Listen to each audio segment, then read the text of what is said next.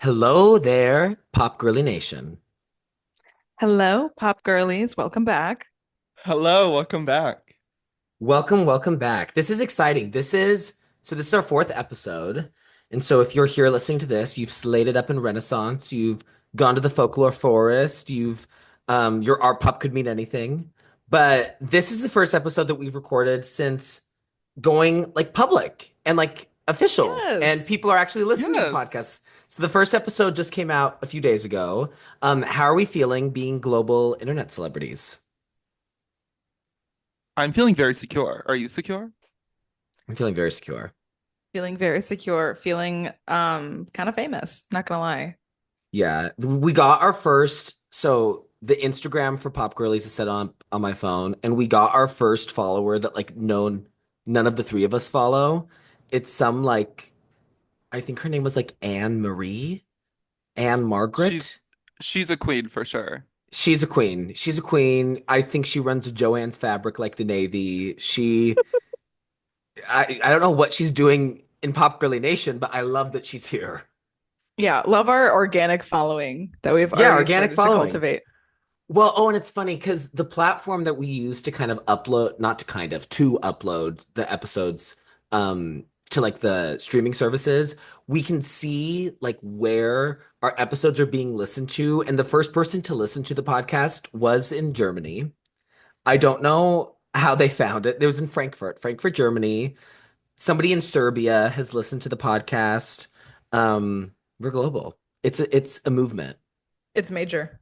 Yeah. We had Brad Summer, now it's Pop Girlies Fall. Exactly.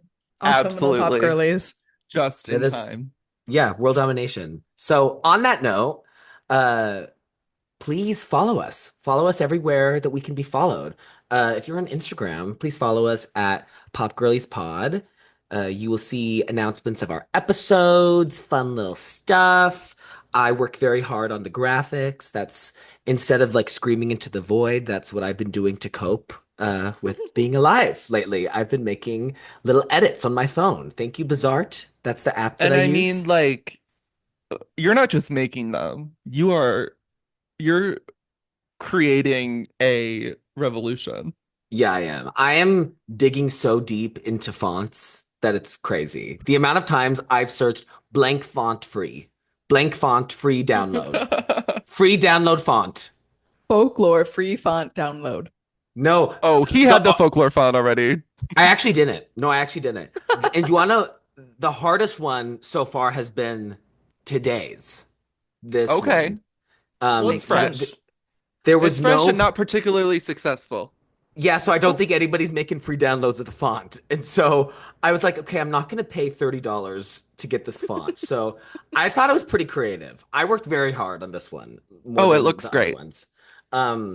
Yeah, so Everyone's please going to follow live. us. Please follow us on Instagram at Pop Girlies Pod. Please listen to us wherever you listen to podcasts, if that's Spotify, Apple Music, Apple Podcasts. And while you're there, please give us a 5-star review. That really helps the podcast grow, and so we can build our natural following, and the movement can prosper. Um, We need more yeah, citizens in the Pop Girlies nation. we So do. We do. The three dictators need more Absolutely. citizens. Is it a democracy? Is Pop Girlies Nation a democracy? I don't know. It's a democracy in ways. Um, That's all you need to say. Period. period. That's what like the Instagram bio for the United States should be. It's a democracy in ways. In dot dot dot ways. in ways question mark. uh, okay. Yeah, so please come. And the other thing too is this kind of leads us into our next segment, but we also have so on our Instagram there's a link tree in our bio, and that kind of can lead you to all of the various links and stuff related to the podcast. But we have links to Spotify playlists and Apple Music playlists of our hot tracks that we update every week with the previous episodes hot tracks. And so if you want to stay in tune with what the pop girlies are listening to. If you want to familiarize yourself with pop girly lore and know what songs we're obsessing over, please follow those playlists and watch little songs get added in every week. And I think Yay. with So that, with that, I think we should get into our hot tracks, I shall agree. we? I agree. Um, Levi, do you want to go? Oh, wait, I'm gonna say mine because I have a feeling that both of yours are the same. Oh, I also have that feeling. So we'll see. Um, Drew, go ahead. so mine. So we've talked a little bit about this album, um, but I've been kind of getting into it more. Um, and I'm gonna be honest, like 2022 me would have never said that like this is like an album of the year contender for me. However, um, I think like even with the one that we're about to talk about today, I think she's gonna get her number one on in Drew Warrior Nation. Um, but the song is Juno by Sabrina Carpenter. ooh, so good. OMG. It's so good. I was like, I went shopping yesterday and I had like a little moment with it and on the bus. It's perfection. Yeah, it's It's perfect pop definitely my song. favorite. Yeah. But I want to tell a little story because Levi and I had a really good conversation on the way to a movie a week ago about one of her other songs called Skinny Dipping Oh, about yeah. so So we skinny both listened. dipping, if you first of all, if you haven't heard Skinny Dipping, Maria, do you know that song? Skinny Dipping by Sabrina Carpenter. I It's don't think crazy. so. What album is it on? Emails I can't send. Yeah, Oh, it's the All then lead definitely single. not. lowercase. Definitely not. It's the lead from that. Yeah, it's the lead. It's the lead. It's here's the thing about Skinny Dipping. You listen to it once and you're like, this is the worst thing I've ever heard. And Because I'm it's never gonna like listen to it again. she's like, so it begins, it could be a Wednesday. I'm sitting in a coffee shop and I order an oat milk She just latte kind of and talks yeah, it in like a very Sondheim way, honestly. it is. Okay, I need to actually pull up the lyrics because this is what it goes like oh God, I just Okay, typed wait. in You skinny just dip. just you saying a couple words from it reminds me of Taylor the Latte Yep, Boy. yep. Oh Oh, no, I thought you were gonna say Taylor Begin Again. Because on a Oh no, Wednesday in a girl. cafe, which I don't like that song. yeah, and Mm, Drew's a lame loser. Anyways, so the opening lyrics of Skinny Dipping by Sabrina Carpenter, and I'm gonna do it the way that she does it. It'll be a Wednesday, and I'll be going in this coffee shop, hear the barista call an oat milk latte in your name, and I look up from my phone and think there's no chance it's you, but it is. That is literally how the song starts in That's the how it same goes. rhythmic And format. it's like kind of like guitar strums in the background. It's like she's kind of like out of key. It's awesome. It's performance art. Like if Fiona Apple had released that song, it would be heralded Oh, as the greatest musical composition of all time. yeah, But everyone would it be took eating. short and sweet for us to all realize that Lin-Manuel Miranda, Stephen Sondheim Get couldn't out of the reach way. that level of No. theatricality. And No. yep, And like I actually like and like the central chorus, like the metaphor of the song is and we'll skinny dip in water under the bridge, which I think is actually kind of I actually really like that imagery. And then Love. we also get her like just the ramblings and the rapping. It's like the witch's rap, but Sabrina. but yeah, but that reminded me. So I was listening to Juno, and then I went back to listen to Skinny Dipping. But of course, Juno is better than Skinny Dipping. But Yeah, it Skinny is. Dipping is performance art. That's true. And yeah, I really come around to Miss Sabrina. So Oh. yeah. So Levi, do you want to share Well, your I track? actually I want to go to Maria. Maria, I want you to go, and I want to be the last person. Okay. Awesome. So we'll see if ours are the same. I kind of was thinking the entire week up until us recording that we would have the same one. So we'll see. But my hot track for this week is by an artist who I haven't really gotten into like ever before, who is like who's a very prolific artist in terms of like also being a performance artist and having like very, very strong like companion imagery and like very intentional music videos and also doing like live performance art, like just a very well-rounded artist that I've never really gotten much into up until now. Did Lady But Gaga put out a song? LG7 Lee dropped and I didn't tell you guys about It's it. Just kidding. Just kidding. But my hot track is FKA Twigs' new lead single called Eusexua, which incredible. I am obsessed with. And the music video is so insane. It's so insanely good. I still And haven't watched it. oh my Drew, God, you have to watch it. That is so Okay, crazy. You okay, have to I'll watch watch it it. immediately. you 100% need to. And the music video is so good too because the first half of the music video is actually a song that's on her upcoming album of the same name, but hasn't been released yet. And it's so good. It's so It good. it is so good. I like probably almost watch it like once a day because I'm like, this is just so good because it's also on my Twitter feed like at least once a day. So I'm just so obsessed with it. And I believe she had said like the inspiration for this song and her upcoming album was that she had been living in Prague for like a stretch of time and got really inspired by like the underground like techno house music scene of Prague, which is like of course like that I think makes so much sense for her as an artist that that would Yeah. be like her source of inspiration. But OMG, it's just so good. It's such a great song. And it has such an amazing build too. So I just love listening to it, and it's been making me go back and listen to her other songs, which I've like really been enjoying. And I know we'll definitely talk about her albums on like some upcoming episodes too. But I'm really glad to start to get into her discography for the first time. And I'm really excited for her album too, which will come out, I believe, in January of next year.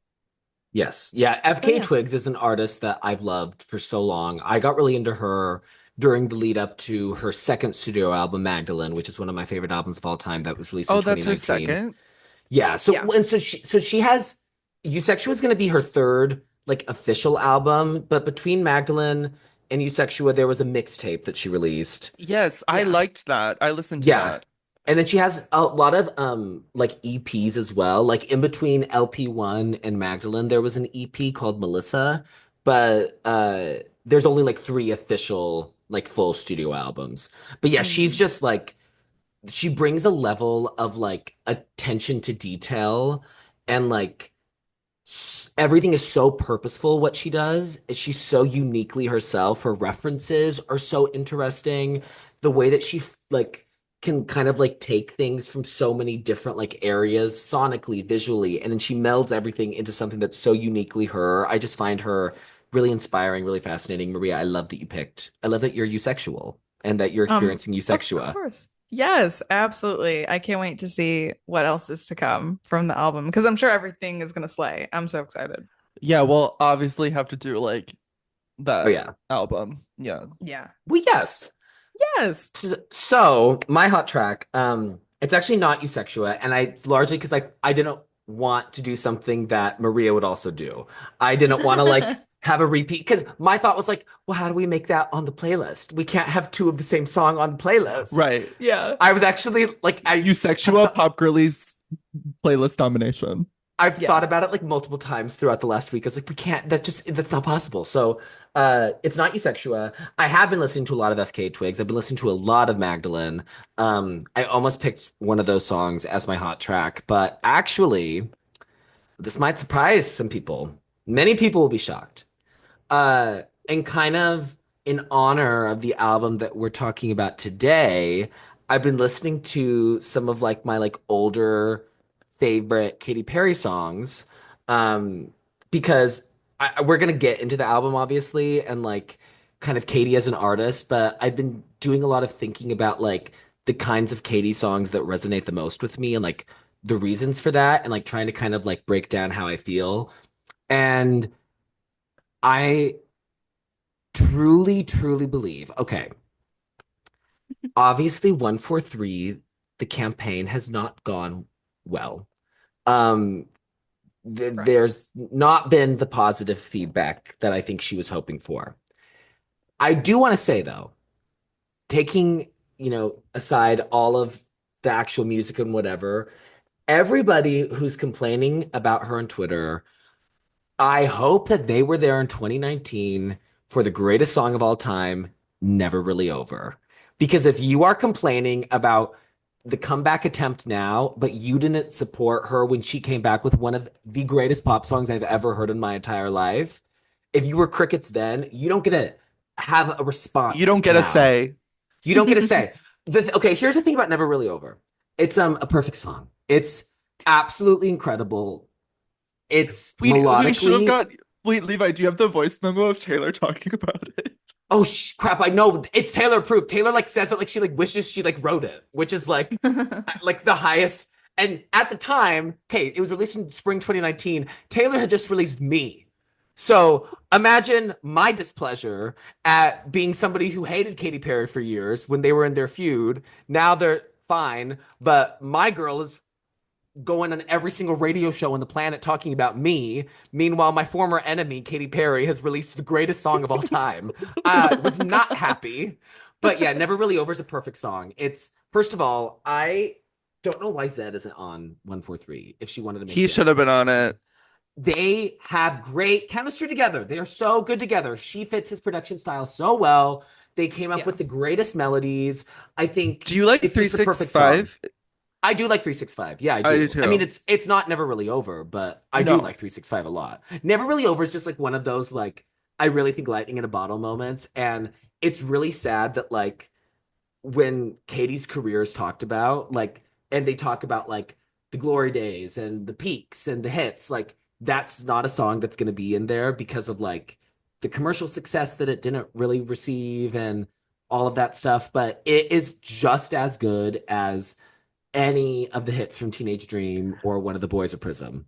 Well, and it's really too bad because I loved, and I know you do as well, because we talked about it a million times, but I love the imagery in the music video for it too. Yes, the And music video is I feel so like if it would good. have It is done, I really feel like good. if it would have done commercially well, she would have like went with that concept for the album. I do But too because I loved like all the singles that she was releasing in like 2019. Like they all felt mature, but also quintessentially Katie. And then like yes, they didn't really take off, and so she kind of reworked it with Smile and like just the wasn't clown theme, the yeah. clown. Yeah, it just like it just it's sad to me because I think like post Prism, so Witness, Smile, 143, and then this like little like droplet era where she was releasing Never Really Over and Small Talk and Harley's in Hawaii. Like that to me, that little era is the most like Katie, in my opinion, of any of those Yeah. releases. Like it's so distinctly her and like it hones in on the qualities that make her special as an artist. And so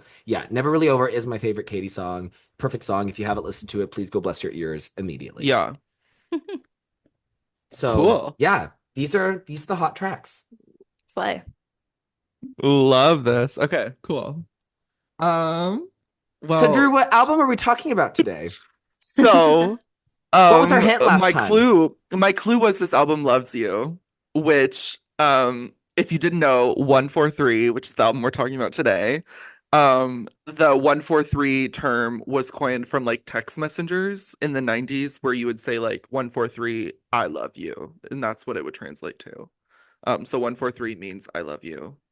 Like kind of like Like corresponding OMG with like the IDK. letter, the number of letters in each word. Correct. Yeah.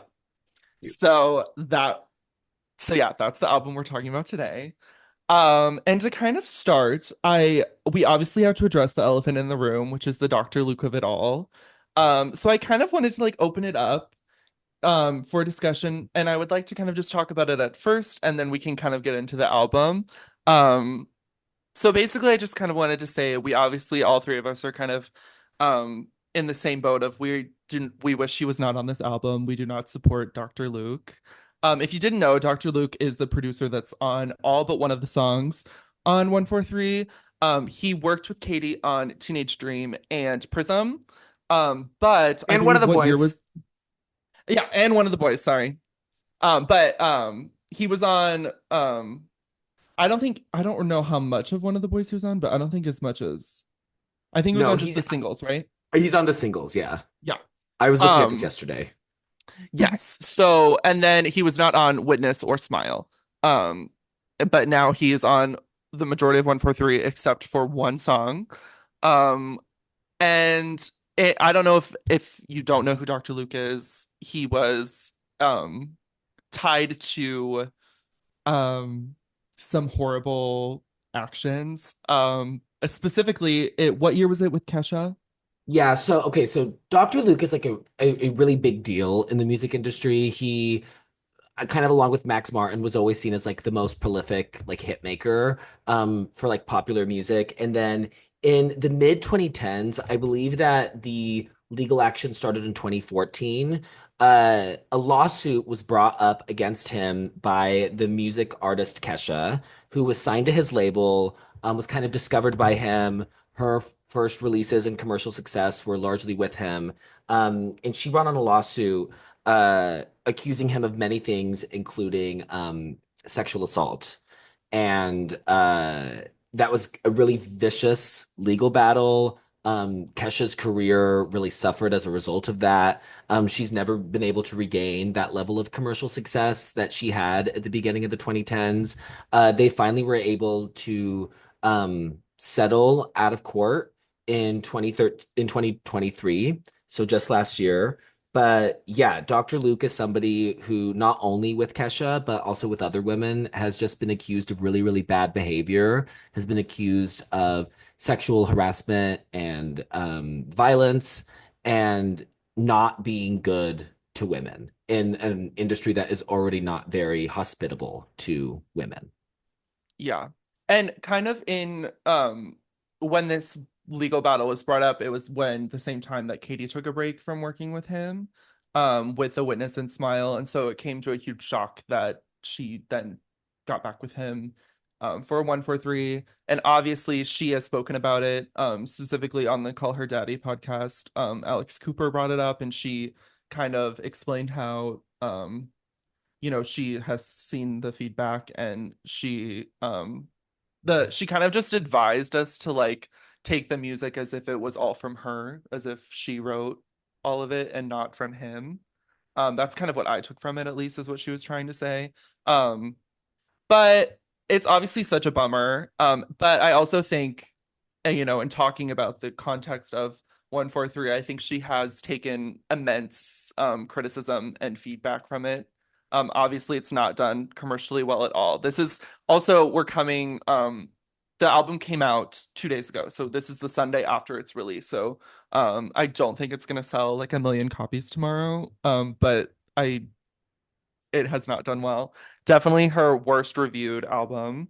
Um, but yeah, I think she has kind of taken the punishment of that. I think society has really criticized her for her decision to work with him.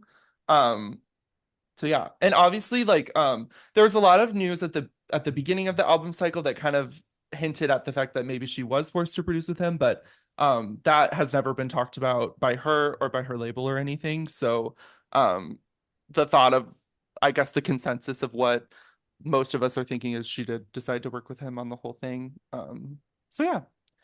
So I thought it was important to kind of address this before we got into the album because we obviously want to talk about um what we like about it, and he is something that we don't like about it and wish that Hmm. it was different. So, in order to talk about all of that, though, I think it's important to kind of talk about that at first. So does anyone else have anything they wanted to add or? Well, I just want to say too, like, and kind of what you just hinted at, Drew, as well. I feel like there's so much that goes into the music industry that your average everyday consumer just like wouldn't know about as far as and with that I'm kind of referencing like I guess legalities and contracts and how all of that Yeah, works. So it's like our hope, I think, as like listeners would be like, well, there was no way out of it. And she was like contractually obligated to continue to make music with him, et cetera, et cetera. But but yeah, I feel like there's an underbelly to it for sure that we yeah, don't have the full picture on. yeah. And yeah, but again, like it is a bummer nonetheless that that happened. So yeah. Yeah. Well, and also I think like the last thing I'll kind of say about it, I think it kind of brings light to because there are a lot of other artists that still like actively work with him that aren't really noticed as much for working with him. Yeah. I know Maroon 5 has worked with him since the whole legal battle and they haven't really received a lot of criticism about it. So maybe, her going into the era, she didn't think that it was going to receive a lot of criticism.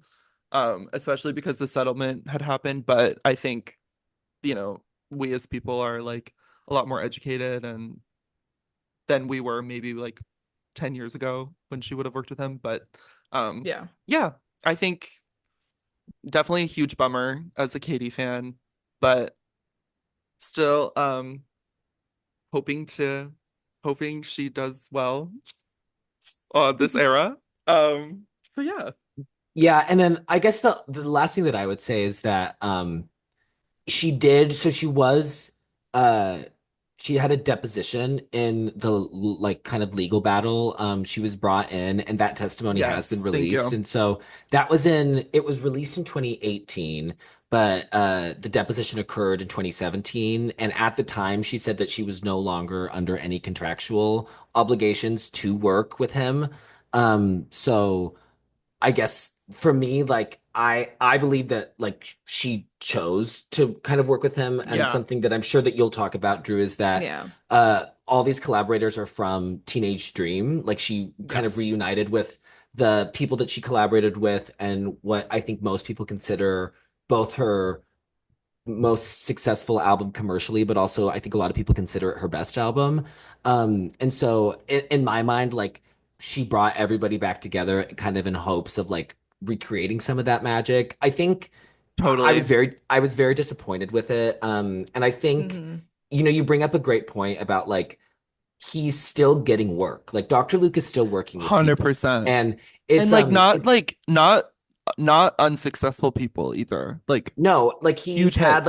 he's had a number one hit the other year, I think in 2022 with Nicki Minaj, Super Freaky Girl. That was her first Yes. solo number one on Billboard Hot 100. I mean, obviously, I think Nicki Minaj is not somebody that I look to for like morals or ethics. If you want to go on a deep dive of Nicki Minaj not being a great person, that is all out there on the internet. But I guess Hmm. the last thing that I want to say is like I do think it is up to like the people with the most power in this industry, the artists with the most clout, to like not work with him and say that like it's not okay for him to continue to work with people. And I am disappointed that Katie chose to work with him because she's like in that upper echelon of musicians and artists, and she has so much power and Totally. influence. And so yeah, it was really disappointing that she decided to include him in this project and give him this opportunity and platform. And I guess, like, what I hope is that the good that can come out of this and the huge backlash that she's received is I hope that it, like, deters people from working with him and continuing to platform him. 100%. Um, Yeah. so that's kind of all that I have to say on that. I think it's good that we got this out of the way before getting into the full Yeah. album. And I think that Yep. that honestly like will be something I don't think a lot of people will continue working with him, especially with like the intense backlash that happened with Yeah, her. I don't see it happening. And like that to me is like, okay, like if any good was going to come out of this, like her deciding to work with him, I'm happy that that's what it was. I hope that like it Yeah. just gets people to stop. Because the other thing is there's so many better people too. Like just because he's had Yeah. a lot of hits, like I think there's a lot of artists and producers out there who are doing a lot more interesting things in pop music than he is. So um yeah, that's kind of how I'm feeling about it. Yeah. Okay, cool. So I think now we can get into the actual background of the album. So it's her sixth studio album under the name Katy Perry. She had one album before this that she talked about briefly in the Zane Lowe Apple Music interview, which is really interesting because they said that like in all of the descriptions, because they talked about her first album as like the Christian pop and it was under the name Katie Hudson. Hmm. But it's so funny. They talked about it in the interview, and then in the description of the interview, it says this is the seventh studio album by Katy Perry. So, but everyone has referenced this as KP6, so we're gonna go with that. It's 11 songs, it's 33 minutes, a little shorter. Um, it's definitely the dance pop genre. And so it's the sixth album by Katy Perry. It's the lead up from Smile, which at that point was her worst commercial success. Um, she all of the other albums that she had hit number one. This one, the highest it peaked was number five. Um, and it was coming off it's Smile is the same kind of pop that she had for Teenage Dream, for Witness, for Prism. And this 143 kind of definitely feels like a departure from her initial sound, definitely more of a dance pop. I don't know how you would describe her other albums. I think just pop would be Yeah, I mean, I definitely think like for me, One of the Boys is pop rock. I think yes. Yeah. Teenage Dream is like kind of like just pure pop, bubblegum pop. Yeah. Yeah. Yeah, I mean it's Cotton pop, candy pop, pop. pop. On Yeah, Katy Pop. Witness to me is like the kind of Techno a outlier, little. and Yeah. yeah, like Witness gets in like darker textures. There's influences from hip hop. There's R&B influences. There's kind of Yeah, trap. like yeah, and then Smile definitely is a return to kind of the shimmery pop from her Yeah, first three studio Hmm. albums. totally. So yeah, so this kind of comes off of the play residency that she had, which was a very like larger than life, very campy show. And that was Which her I Las had. Vegas residency, in case you Correct. don't know. Yep, her residency. Yep. And I got to go to the opening night of it. It was a really great experience. It was obviously a huge success in Vegas. And she also is coming off of 7 years of judging on American Idol, which was also a huge success for her as well. She brought in a lot of viewership to the show, and it was on the rebrand of when it moved to from Fox to ABC. Yeah. Um, and also raising her child. So her child Daisy was born on the day that Smile was released in 2020. So I didn't know um that. yeah, yeah. That's so sweet. So the kind of like the lead up of it, of specifically 143, and then I can get into how it kind of compares to her other albums. Um, so this album had a lot of teasing associated with it. Obviously it was going to be considered a huge comeback for her. It was her biggest break in between albums. Um, so the lead up of it, she started teasing the album as KP6 in the play residency. She had like a lot of funny kind of teases to it in the set pieces. I know she had building blocks on her set that said 143. And then also she would have like funny dancers come out as like KP6 and then she'd have them like run away. It was really funny. That's cute. Um yeah, it was cute. Um and then also she used a lot of fashion to tease the album as well. So she did a lot more public appearances, kind of changing the look of it to be more I guess I would describe the fashion of 143 to be like sophisticated, like electronic kind of looks. There's a lot of metal and a lot of like um It's like there industrial almost. yeah, there's a lot of also like there's a lot of skin associated with it too. It's a lot of revealing clothing. But anyway, she used fashion a lot of public appearances with looks that really spiced it up to kind of promote the lead up to the album. But is it Specifically, fashion? but is it fashion? Um, but specifically the two that I wanted to kind of reference that I feel like caused the most stir online was the Billboard Woman in Music. It was a red look where she had her hair in a ponytail and she had like the Yeah, yeah, tramp yeah. stamp of the butterfly. That one I feel like caused a lot of stir, but it kind of now having the album made a lot of sense. It definitely is a 143 kind of look. And then also she went to an event with Orlando Bloom, her fiance, and she had like a clear purse with like a top secret 143 scroll in it. So a lot of teasing in that sense. And then the main lead up, she changed her socials after Idol. So it was May 23rd, the 143rd day of the year. She started teasing the album. And then we got the first single in June or July, Woman's World, which was a huge flop. It didn't kind of it didn't meet the expectations of what her first singles in the past have. Well, I guess Never Really Over, we kind of mentioned, was kind of her worst at the time, but then I think Women's World was worse than that.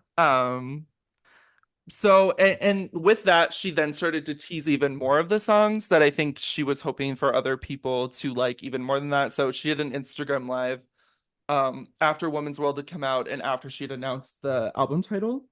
And it was she like basically gave previews of 5 or 6 of the songs on the album, which I think gave a lot of the fans more hope that it was going to be really good. But since then we've had singles Lifetimes, I'm His, He's Mine, and then I believe Gorgeous will be the next single on the album. So yeah, I kind of wanted to open the floor with like the teasers and kind of like your thoughts on that. Like, what are your thoughts on like teases of albums of specific songs? Like, do you Like, mean like teasing that, like, oh, I have an album coming out? no, not like that. Like, because she did a lot of like snippets of songs where, like, what are your Oh, thoughts right, on right, right, that? right, right. Like, do you think it spoils the release of it, or do you think it, in normal senses, could generate hype, but in this era, just because the album didn't perform very well, it kind of like diminished the hype? Like, do you think that that is good? Like, do you think if Taylor Swift, for example, like the most successful artist of all time, do you think if she did snippets, her album would perform as well? Yeah, so my kind of thing with, I don't know.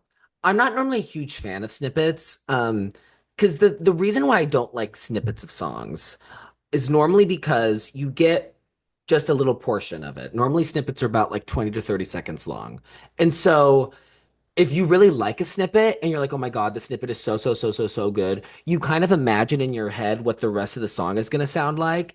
And then you can like kind of almost inevitably get disappointed when the rest of the song releases and it's not what you kind of had envisioned in your head. I'm going Totally. to tell you a crazy example of this. In Yeah. 2014, Taylor did a huge promotional campaign for 1989. The Greatest Target out of all time is soundtracked by the chorus of Style. So good. It was released maybe like a few weeks to a month before 1989 came out in October of 2014. And it has that chorus of Style, which is just like one of the great choruses in pop Yes. music. Um, but just listening to that chorus, you wouldn't know that the verses are kind of a different feel from the chorus. You wouldn't kind of get the vibe that they're a lot more minor. There's a lot more minor chords going on. They're a bit darker. They're a bit like kind of like sultry and sexy just because that chorus is so kind of glimmering. Um, that when I listened to Style for the first time, and this is crazy because Style is like one of the greatest songs I've ever heard, but when I listened to it for the first time, it took me a second because I was like, oh, this like wasn't what I had imagined in my head. And so I think that with snippets, even if they're well received and people are really responding to it, I do kind of think that they can ultimately create like too high of expectations because you can create an idea of what something should sound like in your head. And when you actually listen to the full song, if it doesn't perfectly fit into that, like me with Style, considered one of the greatest songs in her career of Taylor's discography, it can take a listener kind of a little bit. And I also do enjoy I enjoy having more of the album to listen to when it's released because I enjoy listening to a body of work in full. And so like Totally. there's to me that's a lot more fun than already having a lot of ideas about what songs are going to sound like and all of that stuff. Yeah.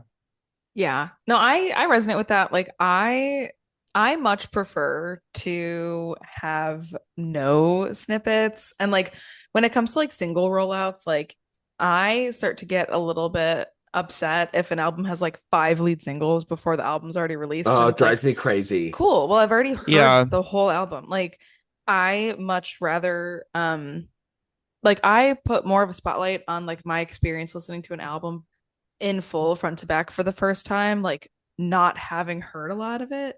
Like I say, like I'd prefer like two lead singles before an album is released, like Yeah. max.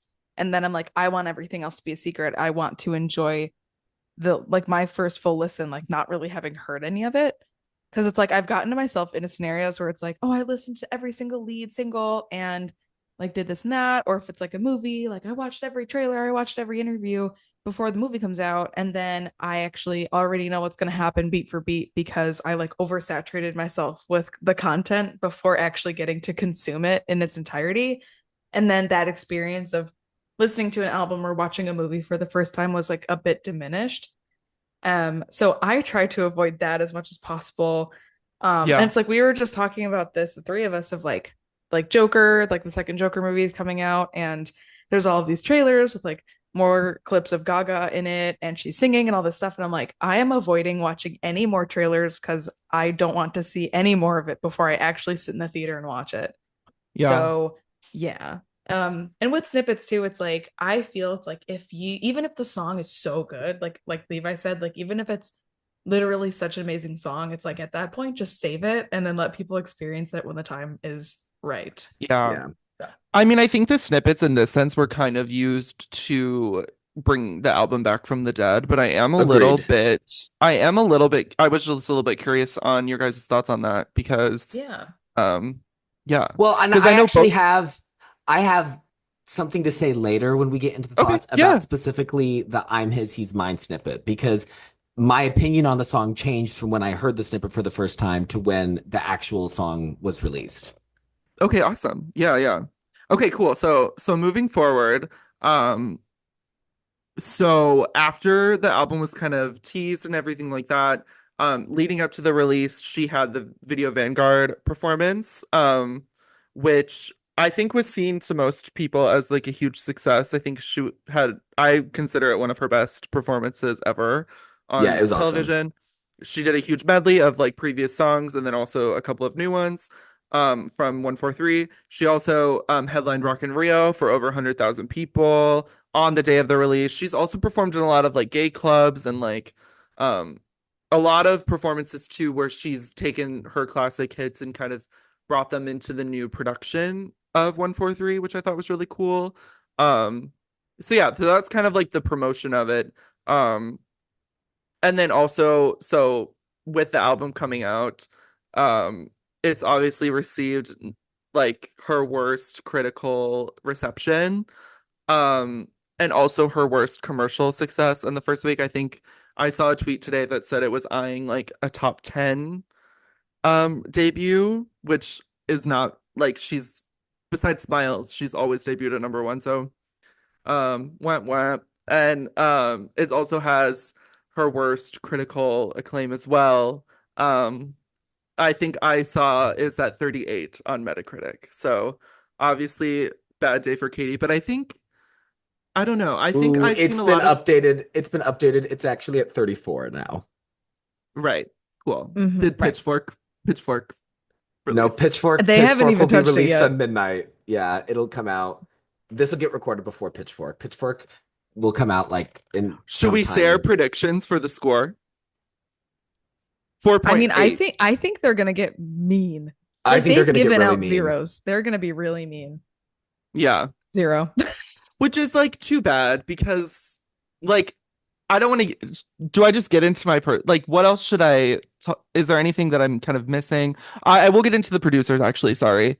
Um she's obviously worked with Who Shall Not Be Named. Um Stargate is a prominent producer, especially on Wonder, and Circuit as well.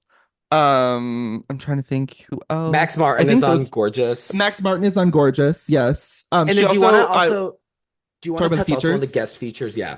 Yes. So the features, obviously Kim Petras, which is the first white person to collab with Katy Perry on an album, which is like just an interesting fact. Doechii on I'm His, He's Mine, which I think is my favorite feature, which I'll just spoil. 21 Savage on Gimme Gimme, and JID on Artificial. So all of them are rap features besides Kim Petras. So yeah. And then also I think I don't want to get into my like do I just get into my feedback of the album, I guess, at first? There's not really Yeah. much to cover.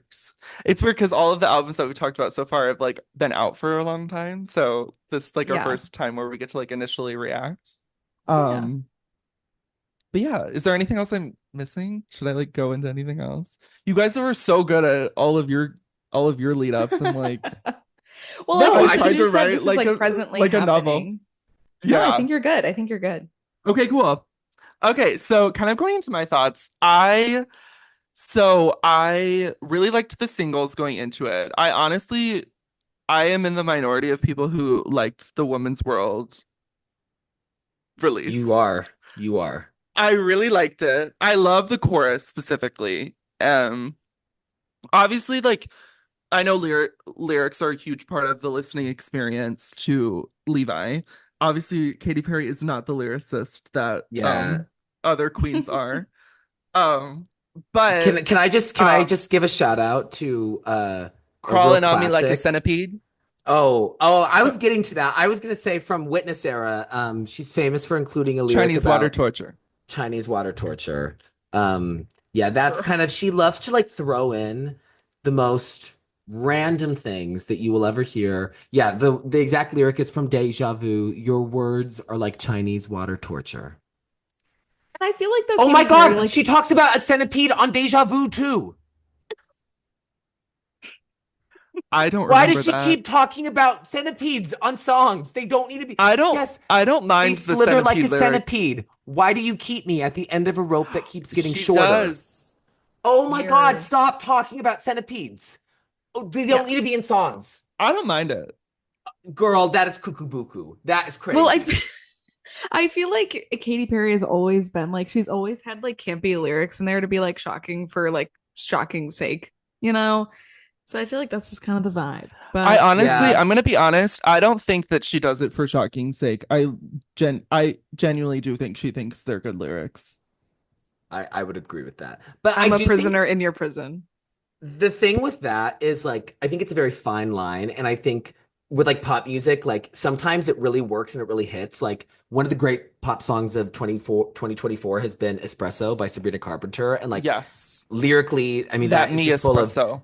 zany lyrics, but it really works. And so it's just kind of, I think it's a really delicate line. And I think for Katie, sometimes it really, really works. Like the opening lyrics of Hot and Cold are ridiculous. The you change your mind like a girl changes clothes. Yeah, you PMS like a bitch, I should know. Like that's crazy, but Yeah. it really works. And then sometimes for me, they're like Chinese water torture and they do not Yeah. work. Um, yeah. So initially when I listened to it, I actually went to she did a thing for promotion where a lot of independent record stores, she had played the album on the Wednesday before the Thursday it came out. And I went to it because I'm loyal. You are. And um they played the whole album front to back, but it was on like a speaker that they played at the record store. So I mean, I couldn't like look at the lyrics. Obviously, they weren't released yet. And then I also didn't really hear the transitions of between songs very clearly, which I think is like a really good like I think it's a really successful part of the production of the album, is the transitions in between songs. Yes. Um so yeah, so I went in knowing the snippets and I went in having already heard all of it before the release, but listening to it like on headphones and like really getting to take in everything was really I really loved the experience of listening to it. Um I think unfortunately like with the feedback, I think people have kind of because she's obviously known as being like one of the corniest people in pop, and I think a lot of people are kind of like done with that. I think people want a more sophisticated, because even like Sabrina Carpenter that you're talking about, she kind of has a sophisticated approach to lyrics, with the corniness of it, and I think that's what's lacking from Katy Perry's lyricism. I think it's a lot of like throwing paint at the wall and hoping that it sticks, and it's stuck for her in the past, and I don't think it stuck with this. But I've loved how she sounds on this album. I think, I mean, maybe besides like Teenage Dream and Prism, I kind of think this is like the best she's sounded vocally um on an album. I was real, especially in songs like Nirvana, like Wonder, um, and Gorgeous even. I think she sounds amazing on those. Vocally, I think it's a highlight for me. Um, and I think besides Teenage Dream, this is probably my favorite imagery that she's given us from an album era. I really love like the cover, I think is my second favorite. And then I love like again kind of what I mentioned earlier, the fashion in the era. And I love all of the music videos as well, maybe besides Women's World. Um but I love the music videos, even though she was under litigation for that Lifetime's video. Yeah, she was Um investigated by Spain for environmental damage. yeah, which I believe was dropped. I do we think that that was like a publicity stunt or like what? No. No, no, I don't think that was. I do think Spain was trying to get her ass, but That's crazy. yeah, it's so crazy. It's really crazy. Well, I thought I took it as like, oh, she like really like she's really trying to bring something up. I No. don't think she would go to the Spanish government. No, No. I think there's other Cool. outlets to do Cool. that. Um Yeah, so I really love everything, and unfortunately, I do really like the production. But I will say my favorite production is on Wonder, which is not produced by He Who Shall Not Be Named. So, really successful there. Obviously, she worked on Wonder with um the producers of Fireworks, Stargate, and I don't know the other person's name, Circuit, who they both worked on Firework for her, obviously huge success. Um, and I really loved getting to watch the performance on Rock in Rio. I loved how she kind of used the 143 production lens with all of her other songs. I think it worked really well. Um, yeah, those are kind of my initial thoughts before we get into like our favorites. Yeah, I will say the kind of going into it, I definitely thought that Gorgeous was going to be a standout for me, especially because Max Martin and her work so well together. And it was the only Max Martin song on the album. But it was kind of like I think I was expecting a little more, to be completely honest. I love like the harmonies that they do in the chorus, with the production, but I wanted it to be a little more catchy. I don't know if any of you guys had thoughts about that. Yeah, Yeah. they're all Yeah. nodding. Yeah. We're nodding. Yeah. Okay, cool. Yeah, moving on. Uh I think the best collaboration I have on it that I think we're all in agreement to is the I'm His, He's Mine collaboration. I think it's really strong. Loved the Yeah. performance as well on the VMAs. Um yeah. And it's interesting, Levi, we'll probably go into it later when he's talking about his favorites.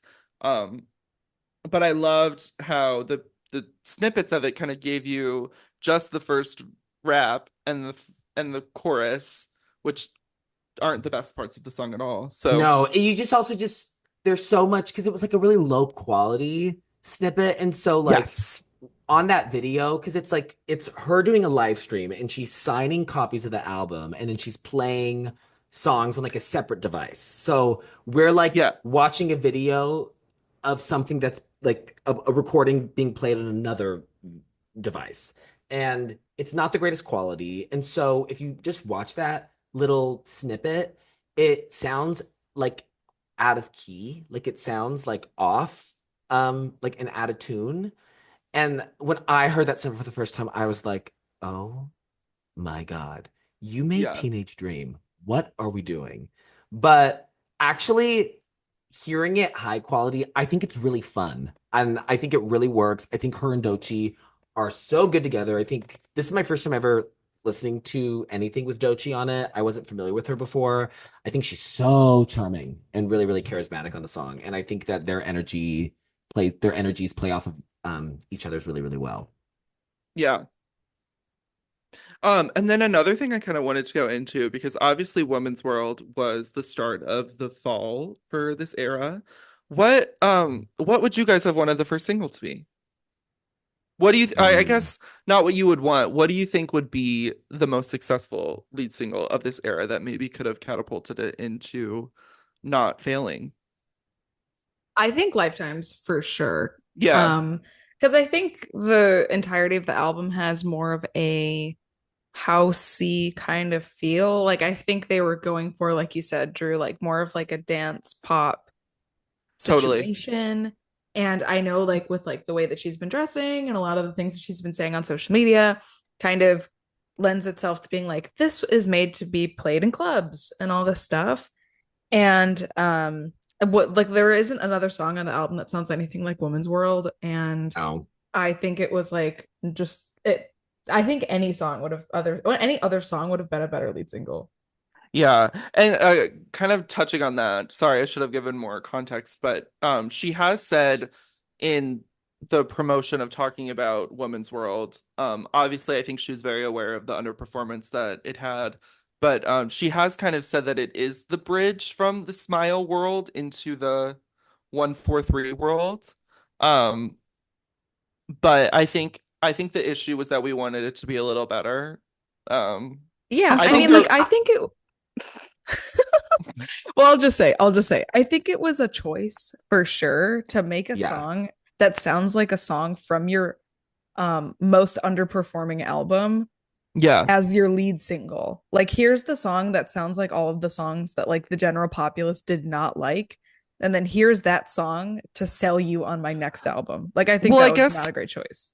I guess maybe what I'm trying to say is like it wasn't I think she meant it's more the bridge from her last like what she would normally I think she thinks that this era is like a huge departure from what she's Well, yeah. previously done. So I think she's saying like this is the departure from like Katy Perry to like 143 Katy Perry, I Well, guess is what I yes. should Yeah, say. yeah, Not I got specifically that. Smile. Yeah. I just don't Yeah. think we needed that. Like I don't really No. think that like we needed that. I didn't need a bridge. Like I could have taken a ferry to get there. I could have like gone Yep. by plane. Like we didn't need a bridge because Woman's World has nothing to do with the rest of the album like at all. No. And so I it and this has bugged me about Taylor releases before. It's like, why are we releasing a lead single is supposed to sell you on the album. That is what a lead single is supposed to do. It is supposed to be kind of the representative of what the album is. And good lead singles do that. Women's World, I don't think lets you know what this album sounds like, what this album is about. Um, it's not what I would have picked. I honestly would have picked I'm His, He's Mine. I think in the kind of social media circles that I'm in, that has been a song that has been received the best. Like on my Twitter, on my timeline, that's the one that people have um had the warmest perception with. I think that what I really like about I'm His, He's Mine is it obviously has this like dance pop sonic landscape going on that she's cultivated across 143, but it has the silliness that is inherent to the best Katy Perry songs. It like I think Yeah. is the one out of like to me it's the one that comes closest to the kind of personality of her earlier works that were obviously huge hits while having this kind of like chiller, cooler, dancier production. I think it's really fun. I think it's something that like it's really easy to sing along to. It's really, really catchy. I've had the I'm his been, I'm his bun, I'm every woman he loves. I've had that stuck in my head for months. Like it's just Yeah. I'm sitting at the computer at work and it's just like I'm his I'm that bitch. I mean, it's It's nonstop in so my good. head.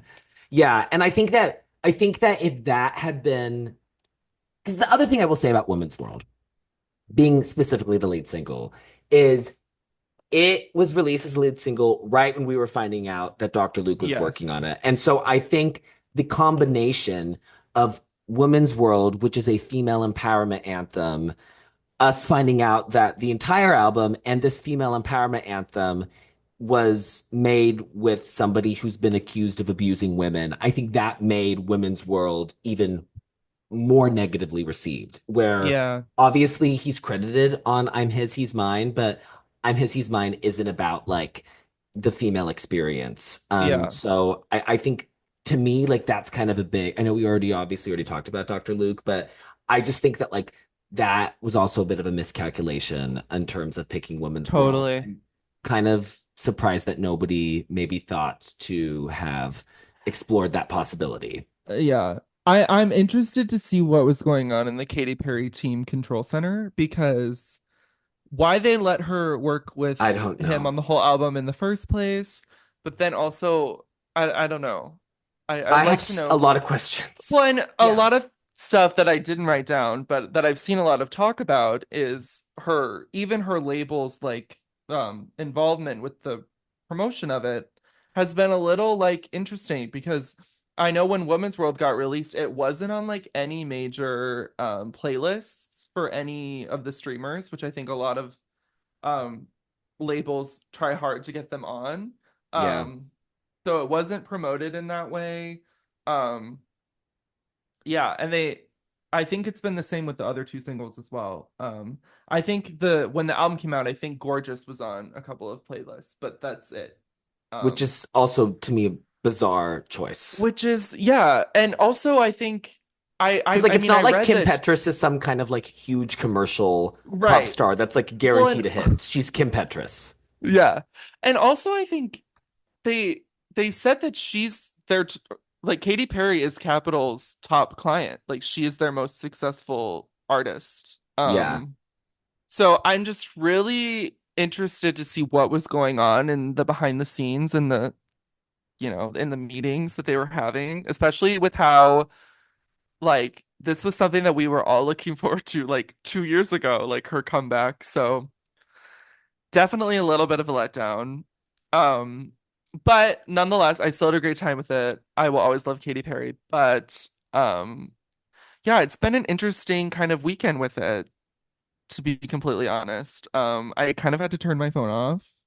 I mean, Twitter off, because I feel like a lot of people in their feedback with it kind of just wrote it off to start because of how poor the reception has been with the singles. Um, and I've seen a lot of people say, this is unlistenable. We like claims as far as that. I mean, unlistenable is like maybe the worst thing you could say about music. Music. Yeah.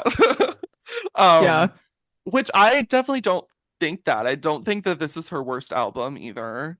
I Um, mean, I think people are being like a little bit dramatic. I mean, I think ever since Katy Perry got a pixie cut, everyone just decided that she was the worst and was really corny and like wouldn't even like give her the credit of like being one of the most successful pop stars of the 2010s, which is crazy because it's like she comes off of like Teenage Dream and obviously Prism had like Roar, which is like one of the biggest songs in the 2010s period. And I think the second she did something kind of corny, everyone's like, oh, well, we hate her now. So I think people like, again, without even putting into consideration like he who shall not be named and like some of those things, it's like no matter what she does, people are just going to say, like, well, because it's Katy Perry, it's just corny not and going to be stupid. good. It's going to be stupid Yeah. and corny and suck. And So that's unfortunate. I think it was the pixie cut, but I think it was her doing the pixie cut. I think was her trying to be more sophisticated and like be more political in the music that she was releasing, which Witness doesn't really give. I think she in the lead up of Witness, it was going to be this huge like Katy Purposeful Perry does pop. political pop. Yeah. And it Purposeful wasn't pop. that. It was still corny. It was still corny like Prism and Teenage Dream, which I think that started the The huge fall downfall, yeah. off. I think Yeah. she needed to keep up with the corniness, and then when she tried to bring back the corniness, people were like, okay, well, we're done with her. We're Yeah. The corniness is stupid. We don't want it. Yeah. Um, so I think, do you think that like if 143 had been more sophisticated in the lyrics, it could have popped off, or um do you think there's no really what ifs with it? Do you think it was always meant to be like a not successful album? I think there's definitely a universe where this was more successful. I do think some of the corny lyrics like definitely like aid in its struggle, like Yeah. it's definitely a contributing factor. I think there are some songs on this album that like have a really promising sound, but I feel like in between every song where it's like this is kind of cool, there's one where it's like I don't really understand why they would even come up with the sound of this song. And like I Artificial mean verses. Artificial. artificial for me it's like artificial and gorgeous. I think the Oh, beat on gorgeous is it's so like bizarre. why how is this and to no offense how is this the final product of the song? Like I'll just be straight up, I don't understand how some of these songs even made it on here. But with that being said, there are some that I think are fun. And again, with like the scores and the numbers and all of that, I think people are being a little bit dramatic. There I are agree. definitely albums that have been created since the creation of the planet Earth that are worse. And I think people saying unlistenable, worst album of the year, worst album of the century, like let's Yeah. like okay, you're just saying that because it's Katy Perry and we all get a free pass to hate her. It's like, well, Yeah. okay, let's relax. Let's relax.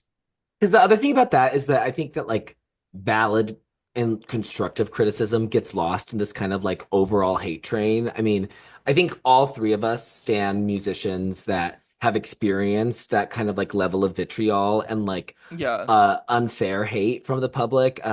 I think obviously Gaga experienced that starting with like art pop, and that was obviously Mm-hmm. like we talked about quite a bit on last week's episode. Drew, like you mentioned, Katie's kind of been experiencing it in like fits and starts, starting with Witness, and has kind of been like on a roller coaster ever since. Taylor obviously had the big moment of Reputation coming off of the Kanye Kim controversy. So, like, I think all of us know what it's like to love musicians that are getting criticism that doesn't necessarily feel good faith. Um, I think like with the overwhelmingly negative reception. Like, I don't think that this is Katie's worst album. And I No. don't think, like, if something's unlistenable, like, this album sounds expensive, which I'm sure it was. Like, this album sounds like an expensive album. I think it's valid to, like, not like some of the choices. Like, I agree with you, Maria.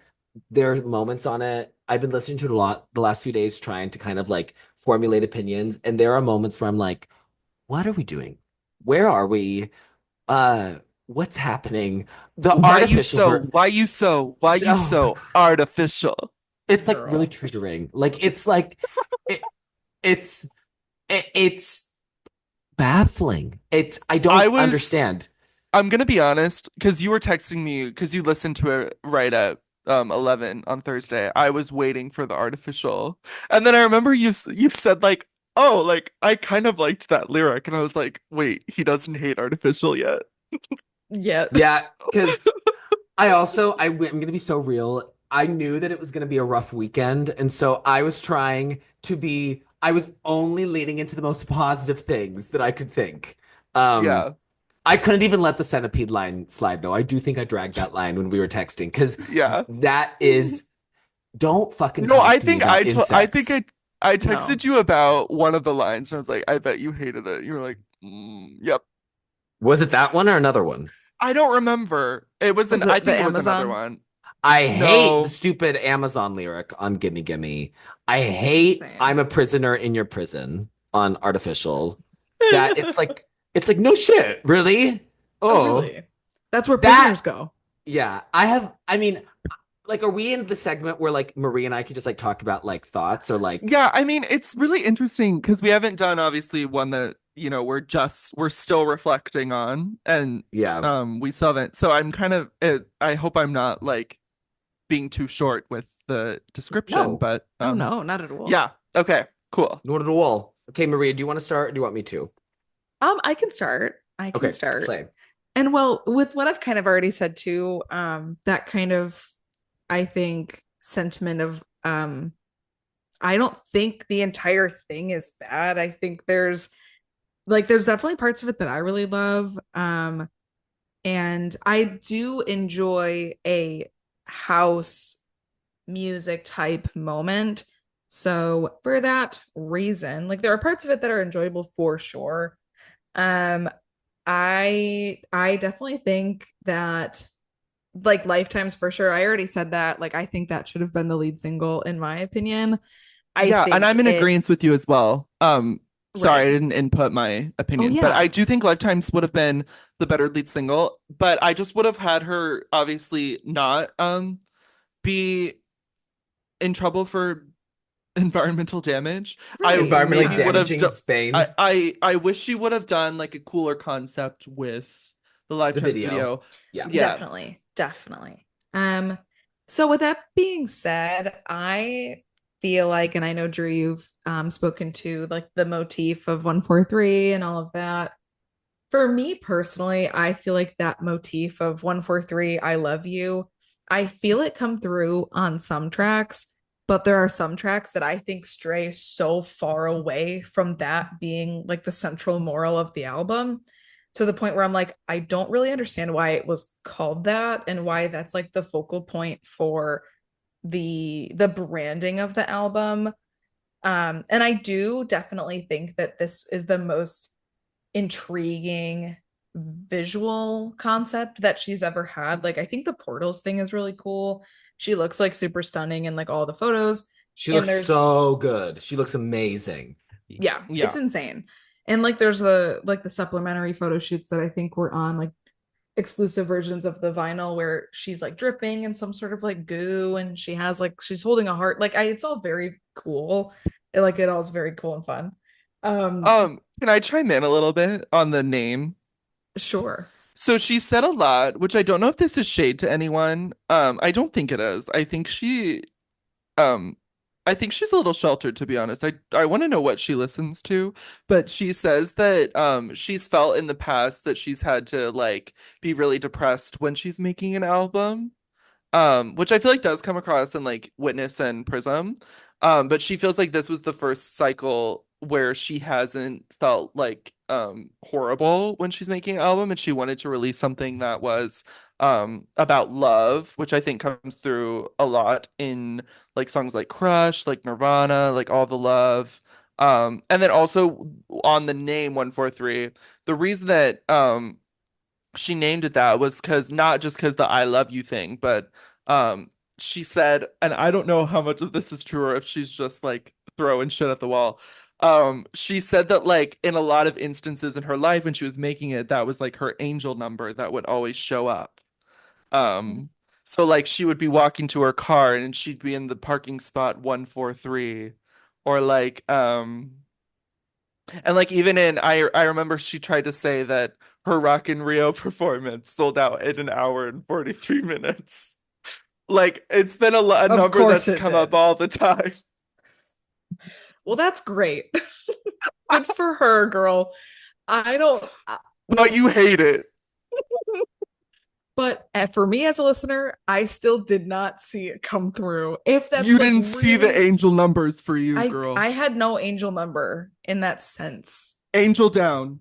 Angel, Oh, Angel Down. Can we have one episode where angel I'm just down, singing?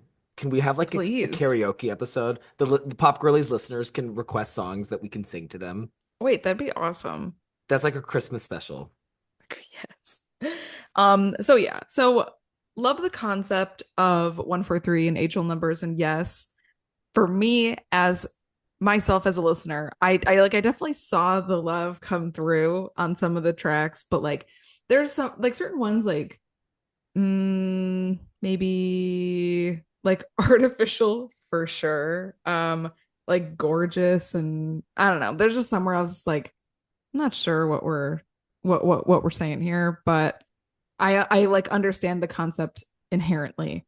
Um and something that like I know Drew and I have talked about is that like there are certain albums where they'll have like pop albums where the last track on a pop record has some sort of like call to action associated with it. And Yeah. like for me personally, I just think that's like corny and like not in a good corny campy way. And really my only other like point of reference or like some like other reference that comes to mind with that being said is Boys Will Be Boys as the last track on Dua Oh Lipa's my Future God. Nostalgia, Boys will be boys. which is Uh, just it's like atrocious. that I hate that that song. song That is song is so so fucking stupid. If you're offended by the song, you're probably doing something you're wrong, probably doing Levi. something wrong. I think Sure. I think a pop album having a call to action when the entire album has nothing to do with like let's mobilize guys like we have a like there's a fight to fight, you know, like I'm like okay. I think this is unnecessary and Boys Will Be Boys is so corny. However, when Drew and I went to the tour, they did the Club Future Nostalgia remix Boys of will Boys Will be Be Boys, boys, but girls will be women. and the remix is so good.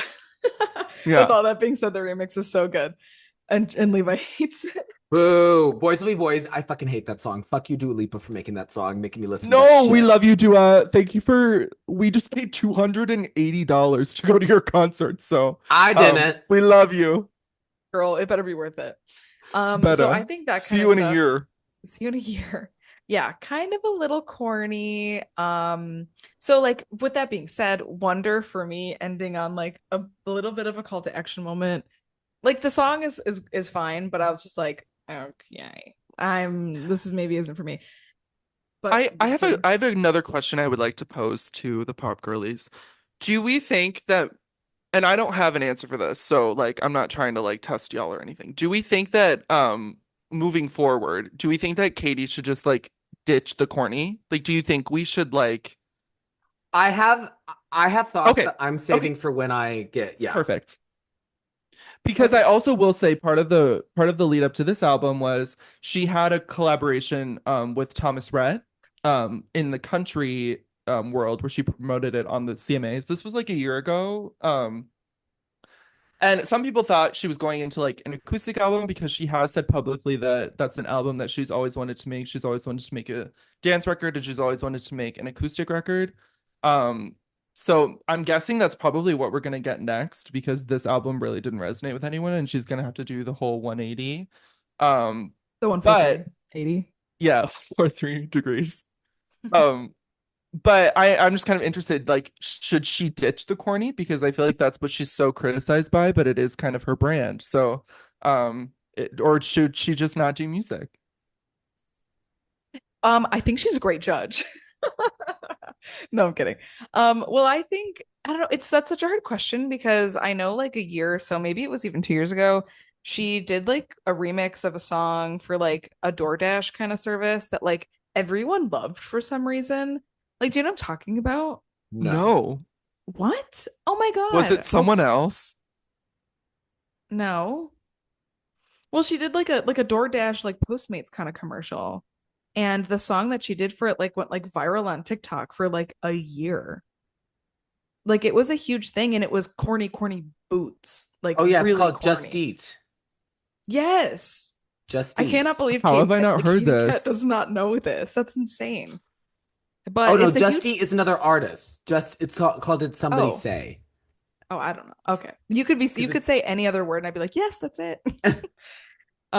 But I mean, I can show it to you guys later, but like it was corny and the commercial had her in like food campy costumes like we've known to see her in when she performs.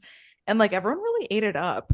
But then like she comes out with this that's like I think you can maybe say like half corny, half sophisticated, and then everyone's like, we hate it, send it back.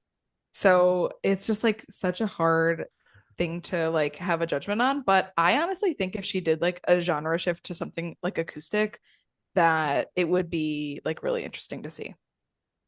Well, and we kind of got a taste of it with Daisies, which is I know a song Levi really loves. yeah, But that it sounds wasn't like very it's well really re I sweet. mean, it wasn't a commercial success though. So, I kind of think we just need to accept that she's not going to get that again. Like, I think she yeah. just, because that's to me, like, I think she's stuck in a gear where I don't think she's accepting that she's like a legacy act now. Like, now, she like will make music so she can like go on tour and like perform like her like hits. And I don't think that needs to mean that like her albums and the art that she makes has to be like phoned in at all. But like, I think that she's kind of like shooting herself in the foot a bit by like trying so hard to like achieve commercial success, but like not maybe being able to like meet the moment and the market with where it is now. Cause like for me, that's one of my biggest like I guess hesitations with 143 as an album, as an era, is that it feels so specifically geared to kind of like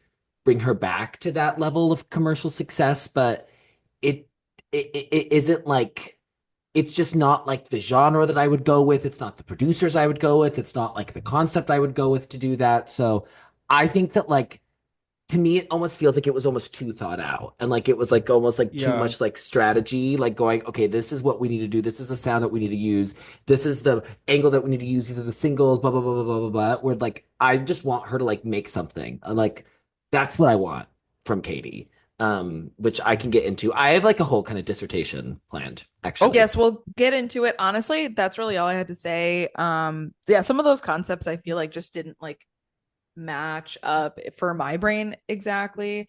And not a ton of this works for me. And that's really all I have to say. great. Thank you. Thank you. Okay, so I, like I Levi, said at your the beginning, dissertation starts now. okay. Thank you, Professor Pop Girlies. Like I said at the beginning of the episode when we were talking about our hot tracks, I've spent a lot of my last few days really thinking about Katy Perry. I've been thinking about Katy Perry a lot. And I've been thinking about the songs that I love the most from Katy. So I'm thinking about Waking Up in Vegas. Waking Up in Vegas is my second favorite Katy song after Never Really Over. I'm thinking about The One That Got Away. I'm thinking about Teenage Dream title track. I'm thinking about Last Friday Night. And I was looking at the songs that I love. I was looking at the songs that have kind of been like the most successful. So like her biggest hits. And I actually had this conversation with Alex, my boyfriend, the other day. I had already been thinking this thing, and then he brought it up when we were listening. We were listening to Katy on the way to kickball on Thursday. And he brought up what I'm about to say, like without me having said it. And so that's like, oh my God, Alex, like I was planning on saying the same thing for the podcast. I think that there are generally, with some exceptions, kind of like the empowerment anthems that she likes to make, kind of fall outside of what I'm about to say. But I think generally, there's two kinds of songwriting approaches that she takes. Um, so one kind of Katy Perry song is she picks like an aesthetic or like a vibe or like a concept that she wants to explore. And then she like kind of crams the song full of like similes and metaphors and like lyrics with like words kind of relating to that concept. So I'm thinking about songs like Legendary Lovers, I think is like a perfect example of that, where she's kind of like setting this scene of like this maybe like mythic ancient jungle, and she's using a lot of like evocative, descriptive words. There's a lot of imagery in the language. I think E.T. is another example of this kind of song. Artificial, I would say, is another, our favorite Artificial, I would say, is another example of this song. And for me, a lot of those songs don't fully stick the landing for me because I think she can get caught up in like sticking to this kind of idea or image that she's trying to build. And she focuses too much on that rather than like actually crafting a narrative within the song. And I think the other kind of song that she makes a lot, the kind that I think are normally the most successful Katy songs, I think she's at her absolute best when she gets super specific lyrically. I think this is a girl that has her roots in like pop rock. I mean, obviously she made the Katie Hudson Christian rock album.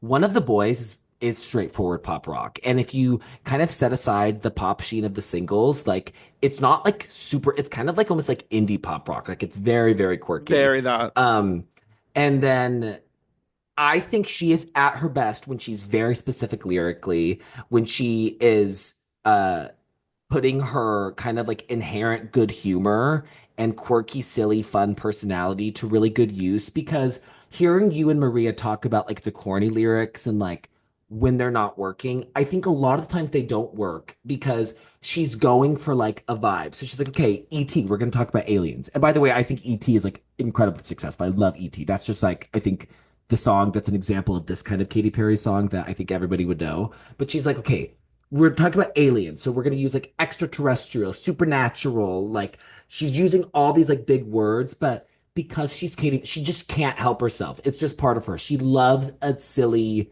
crazy, corny, kooky lyric. But when she's like trying to like build these concepts, they stick out a lot and they kind of like stick out like sore thumbs. I think Witness is full of them. I think this album is full of a lot of those. However, I think when she's getting really specific and the songs feel more character driven or narrative based, like Waking Up in Vegas, this kind of narrative story about her and her boyfriend like having this crazy weekend getting like fake married in Vegas. Last Friday Night, which is a really fun story song about waking up the morning after a crazy, crazy night. When she gets really specific, I think the kind of inherent corniness that she brings lyrically is actually really fitting because it comes across like personality and it kind of adds to the overall thing. So I think in the lead up to this album, obviously Drew and I are very, very close friends. And so I have been talking with Drew about KP6 for so long. I'm sure, Maria, you've felt the exact same way. Yeah. And I definitely thought about what I wanted it to be. And I think pop rock is her bag. I think it allows her to be her most successful lyrically, kind of like what I was just outlining. I think her voice sounds amazing in pop rock. I think that is a sound that I think people really want right now. Actually, I think a huge reason why Olivia Rodrigo has been the kind of massive success that she's become is because she's filling this need of like people really like guitars. And guitars didn't really exist in most like pop music in the 2010s. And I think in the 2020s now, people are like, wait, we really like guitars. I mean, like Sabrina is a great example of that. Guitars are all over short and sweet. And Yeah. Katie sounds so great in a pop rock. Like she is in her bag when she's doing pop rock. And so that's kind of what I wanted from her because in my mind, like this really was 143 really was the opportunity that she had to return to a level of commercial success, which obviously she very obviously wanted. Um, and this was kind of the opportunity that she had. So, Witness comes out in 2017. Witness is her first big like flop. It's the first album that doesn't really resonate. And then, she kind of goes away for a bit, comes back with like Never Really Over and those string of singles that like don't really go anywhere. And then she kind of pieces together Smile, which I think unfortunately just like it came out at a time that like was really hard to promote music and none of those songs really caught on.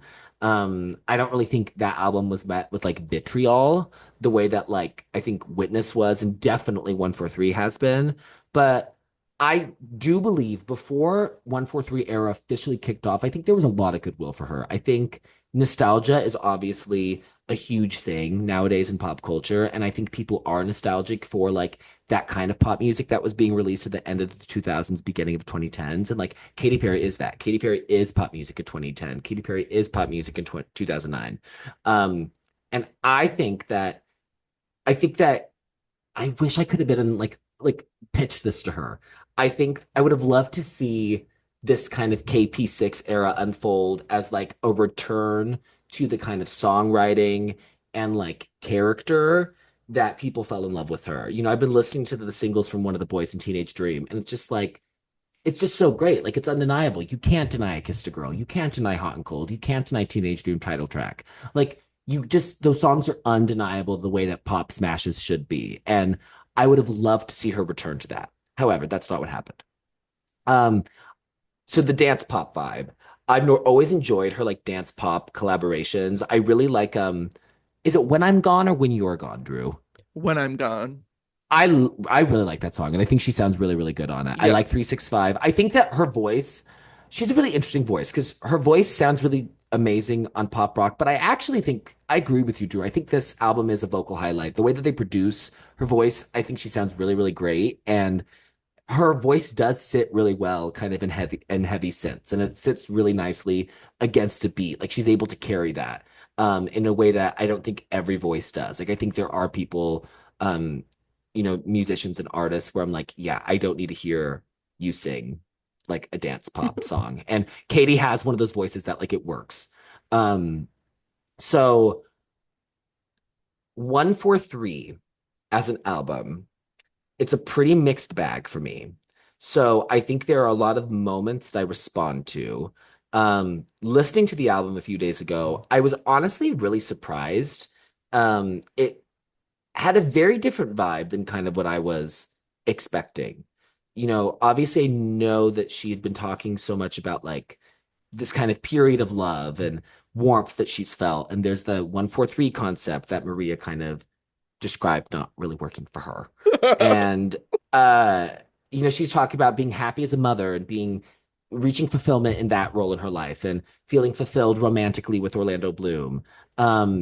And so I guess like I was kind of expecting the album to feel more celebratory and like while Woman's World doesn't work for me, like Woman's World definitely feels like it's going for a celebratory vibe. Um, Totally. and so listening to the album, I was kind of taken aback by how much it reminded me of Witness. It vibey is the word that I keep coming back to. There's kind of like this like icy coolness to a lot of these songs. Um, a lot of like her vocal deliveries like don't sound very impassioned. I think that she is a great like example of somebody who knows how to deliver a pop vocal. Waking Up in Vegas, I truly think is one of my favorite vocal performances on a pop song. She fills that song with so much character just through the way that she's delivering these words and the lyrics. Um, A and great her vocal example of that too in Waking Up in Vegas. If you haven't heard her unplugged rendition of Waking Up in so good, very, Vegas, very good. it's like it's even more than in the studio version. So if you love that song, definitely go and listen to that. And if you're a Pop Girlies Nation member, you should love that song. Oh my God. I found out that Alex doesn't like that song this week, and I almost divorced him. I mean, it's just like Insane. Alex is like a known Katy hater, and like I have to peace mediate whenever Drew and Alex and I hang out. Because Drew tries every single He's the time. only Oh, person that can hate her. because he doesn't respect. He's always very respectful. But every single time we're like in the car, Drew's like, "Oh, I'm gonna play the song. I think Alex is gonna like it," and it's never happened. He has never liked it. I was able to get him to name like 5 songs I think that he likes, which is an improvement. That's He amazing. he loves Never Really Over. He loves Never Really Over, but he hates Waking Up in Vegas, so he's an idiot. Alex, I know you're listening to this. I'm mad at you about it still. Anyways, so yeah, I was just kind of taken aback. It reminded me a lot of Witness, and I think there's something interesting in like referencing sonically the album that like made the general public kind of like fall out of love with you. Like it's clear to me that that's a sound that she's really personally invested in and interested in. And I have respect for her like going back and exploring it more. I definitely think that the 143 version of that sound isn't maybe as like messy because I think Witness is a bit of a gangly album. Like it's a bit unwieldy and there's a lot of kind of like highs and lows to it. I think there's kind of like a pop sheen over 143. Um, it takes that kind of like icy, darker, maybe a bit like trap inspired sound, very techno, and makes it like a bit more palatable for like a top 40 audience.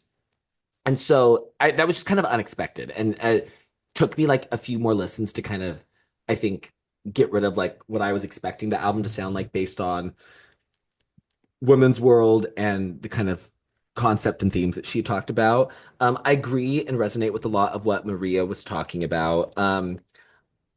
I don't think that this album is unlistenable, and I don't think that this album is the worst pop album ever, which I'm seeing some reviews say. I think that's like pretty unfair. When like I think there is a lot of good stuff on the album. I disagree with you, Maria. I think Wonder is a huge highlight. I love Wonder actually.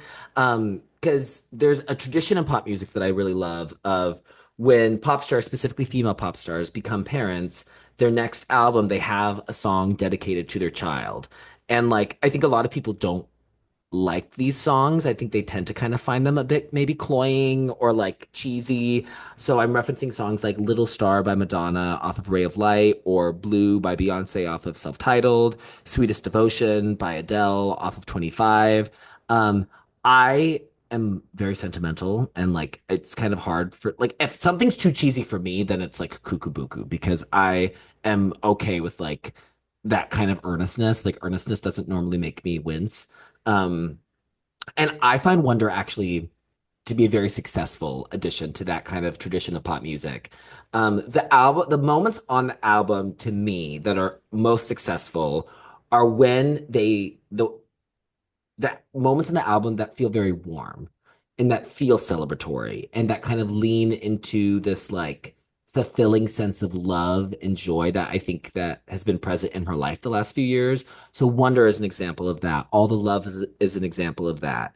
The moments on the album that are the least successful to me are when it it reads like she's like aiming for a kind of like coolness and like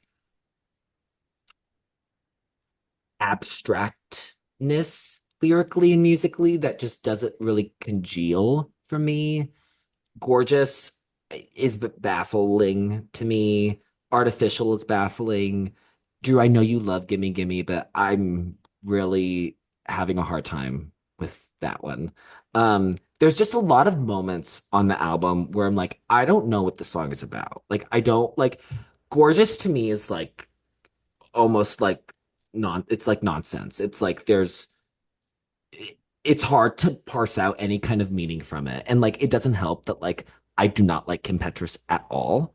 And I think I find her to be a grating presence on the song.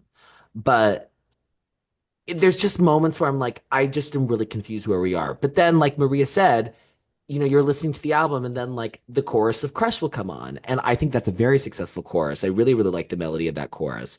Even in Artificial, I do like the melody of the chorus. I think that works for me. There are like a lot of vocal moments kind of littered throughout, even in a song that maybe I don't really respond to that I'm like, wait, I really like that. Like I agree with you, Drew, in the way that the harmonies and vocal layers on Gorgeous, when they like sing the word gorgeous, find that Yeah. beautiful. There's a lot of vocal moments on Truth that I really respond to. I think she just sounds so good on this album. She sounds really, really great on Nirvana. She sounds so good on Nirvana, which I know is a big highlight for you, Drew. So Yes.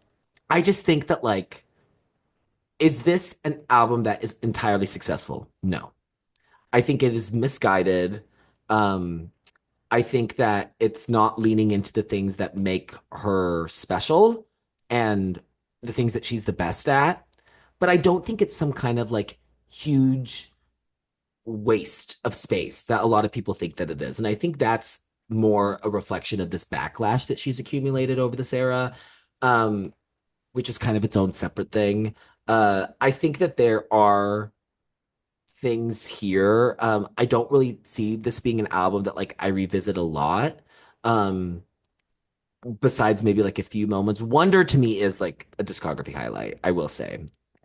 I do think it is a highlight for me. Um, and yeah, it's gonna be interesting to see how like my relationship evolves with it. I just listening to it just it kind of just makes me wish like I just wonder like what this album could have looked like if like maybe the intention had been a little different or she had gone kind of in a different direction. Because I think that we're in a day and age where like authenticity is something that is really heralded in the music industry. I think that's something that really resonates with people and listeners. And like I don't think everything has to be the most personal thing ever. But like I do think there are moments where it's like I don't know how like 1000% authentic it feels. And then on songs like All the Love or Wonder, they do feel super authentic. And those are the ones that I respond to the most. I think now I'm rambling a bit, so I think I'm going to stop there. But yeah, it's not, I have kind of conflicting emotions, but I do think a lot of the intense negativity has been a bit unwarranted and kind of mean a little bit. Yeah. Yep. Yep. So that's where I'm at with it. Well, thank you for your thoughts. Those were really great thoughts by both of you. Thank you. I'm so happy to have Katy Cat supporters in the Pop You know, Girlies I'm an nation. ally. I'm an ally. I Agreed. wasn't Yes. always. If you had known me No, in 2014 to 2018 when Taylor and Katy were feuding, don't look at my tweets from I those won't.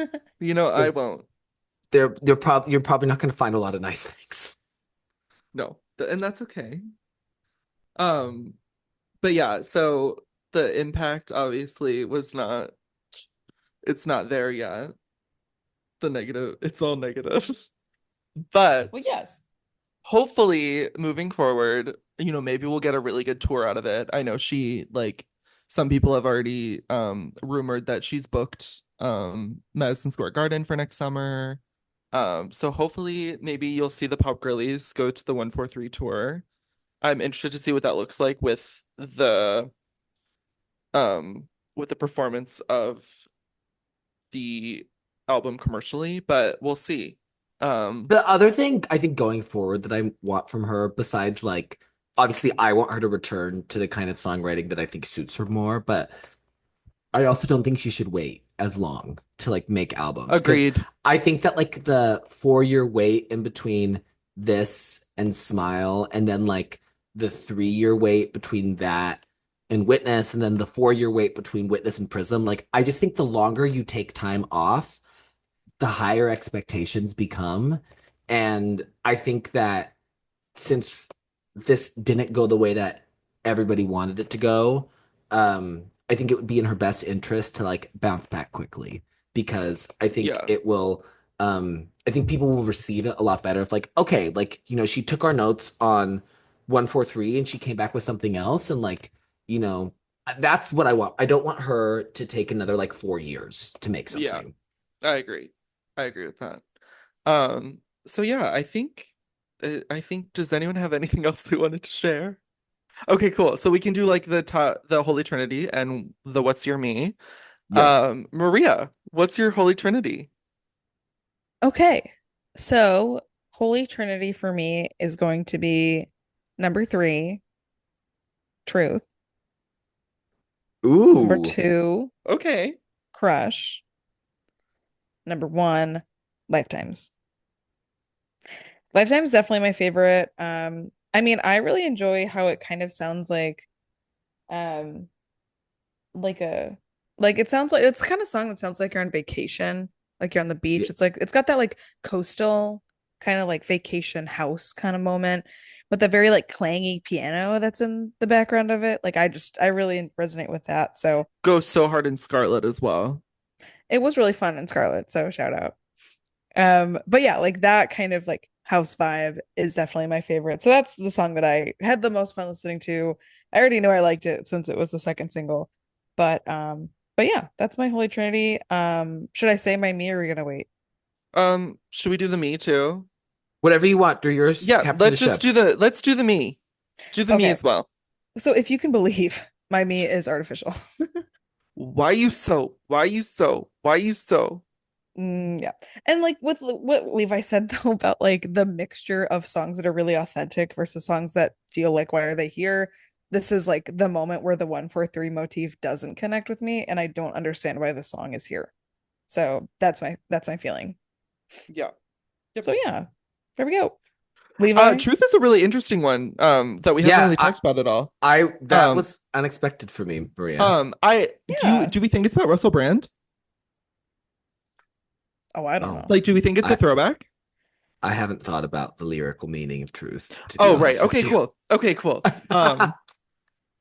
Okay, well, I just Levi, feel why don't you? like I just feel like she wants to know the truth, even if it hurts her. I think that's just kind of Yeah. I took it as a general mantra.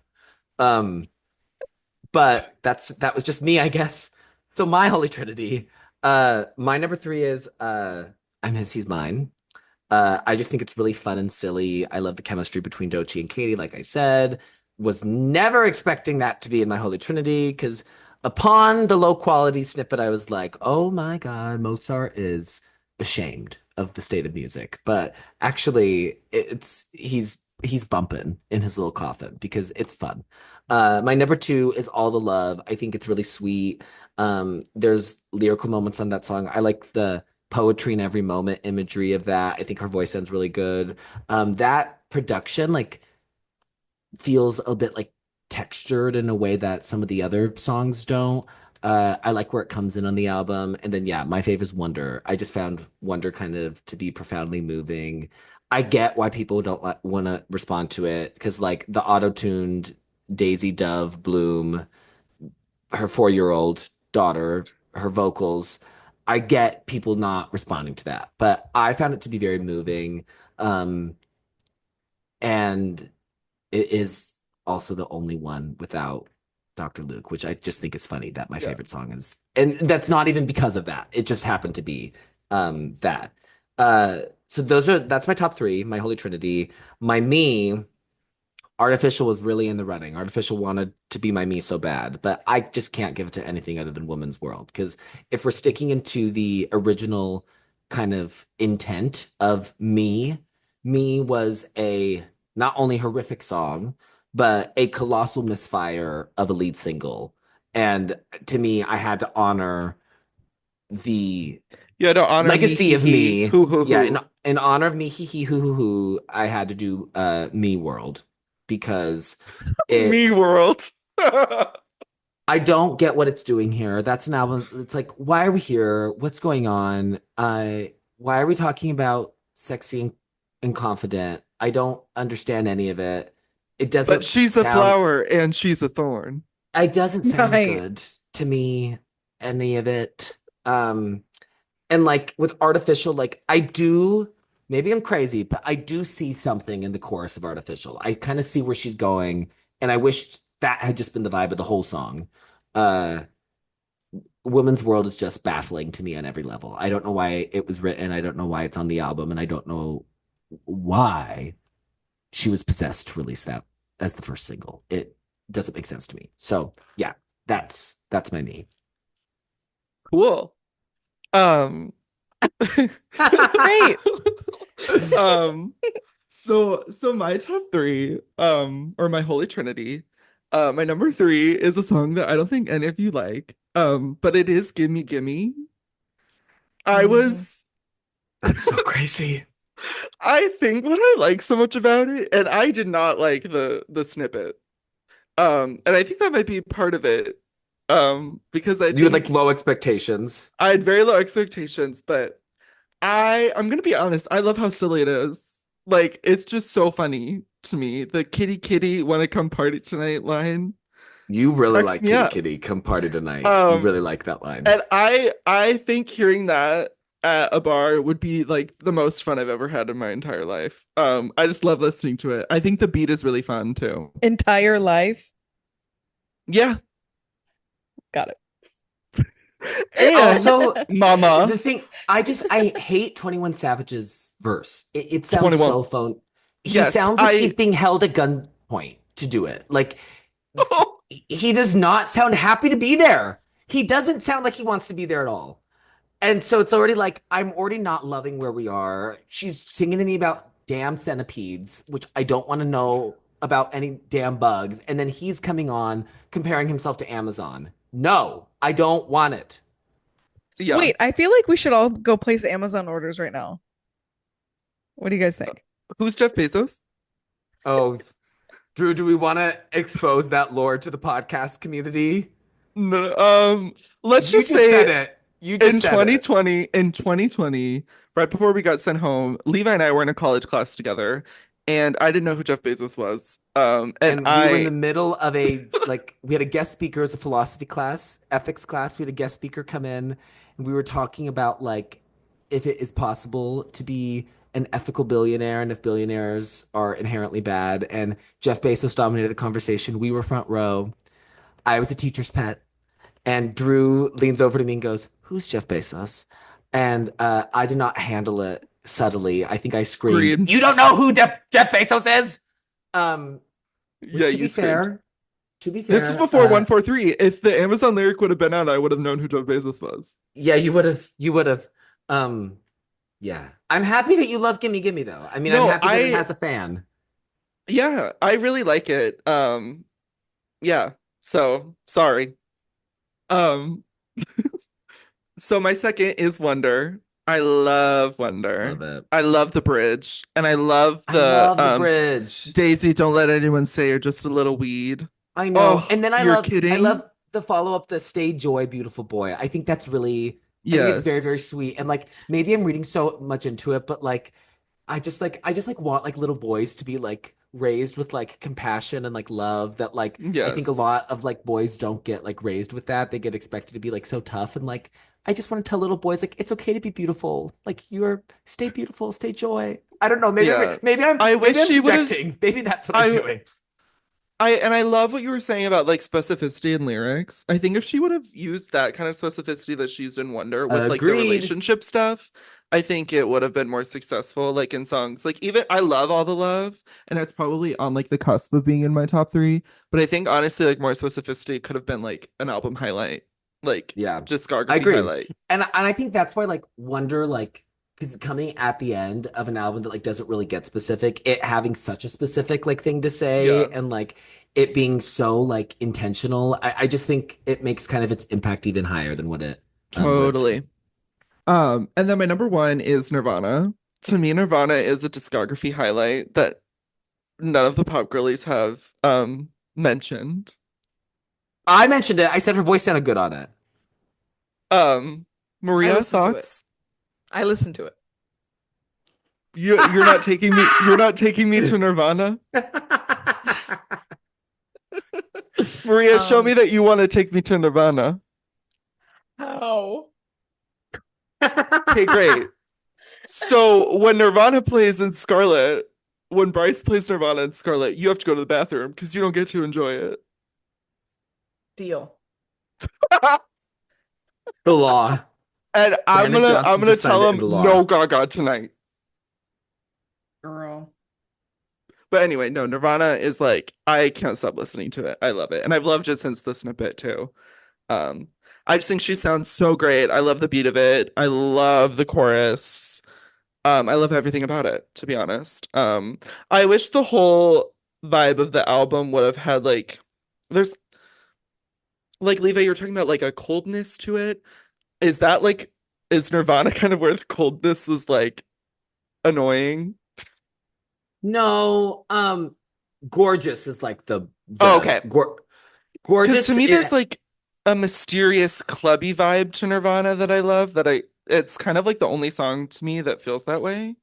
Yeah, I I kind of get wish she would that. have leaned into that a little more with like the dance vibe that she wanted to go with for the album. Well, because Nirvana's obviously a dance song. That's also baffling. Like, who the hell is dancing to Gorgeous? How do you? I don't even know No how you one. dance to that song. I like. Would you do a two step? I don't know what you would do to it. The beat is like so insane. You How could would you? maybe hand jive. Yeah, like what? Like what do we do? Like, are we doing like lyrical interpretation on the dance floor? I. That is something. It's just baffling. I just don't think that that's the third track on your dance pop album. And Kim Yeah. Petras, go back to the cave that you crawled out of. I want to banish her from a recording studio. Okay, so Feed the Beast next. No. Okay, Pop Girly Nation. I have beef with Kim Petras. She's an artist that I don't like personally because I think she has said really horrible things about Kesha. Kim Petras works constantly with Dr. Luke, and she's not under any contract.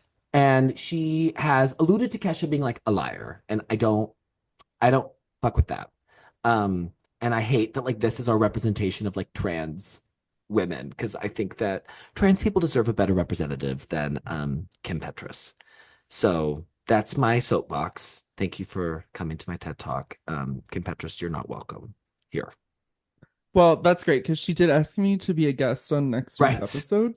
Right. But I already told her that unfortunately we'd have to decline, which this is a joke. Okay, anyway. Um Wait. You're joking. she's one Wait, you're of joking? she's the follower that Levi was alluding to under a pseudonym. Oh my God, she's from Germany. She's the person who's been listening to us in Frankfurt. Oh my Yeah. God. Yes, there is a listener from Frankfurt. Love you, girl. Love you. I don't know who it is though, so. I don't speak German, but I can if you like. Ow! Ow. But Am I Me is artificial. I don't like the why you so. I it takes me out of it. It's the only skip for me. I even listen to Women's World. It's bad. That's another one Bad. where I'm like, I don't understand what she's talking about. And Drew, I talked to you about this yesterday, and you told me that she's talking about like being a sim. Yeah, she's talking about AI. Yeah. Oh my God. I'm so glad we Um, have Katy Perry's stance on AI. Same. Um, but with all of this being said, Katie, if you're listening, I love you so much. Like, you're the artist of my life, and I know that this is a misstep, and I know you're having a really hard time, probably. But but girl, you're living, and let's go on tour. Through opening act. Yes, Oh, Drew no, opening no, act. not like me going on. Like, I don't want to. Well, I would go on tour with her, but I'm just saying, like I want to see you perform because I think that's what she does best. Well, I want you to be the opening act. That's what I want. Yeah. A Pop Girlies live podcast just to open the 143 tour. Just a Wait, I kind couch of on love that stage. conceptually. I like that. We're like the Bob the Yeah. Drag Queen of the 143 tour. Yes. Oh my Yeah. goodness. Okay, great. Well, I think Love. this is a great way to like I how do we feel about like doing podcasts on albums that came out 2 days ago? Definitely a case study.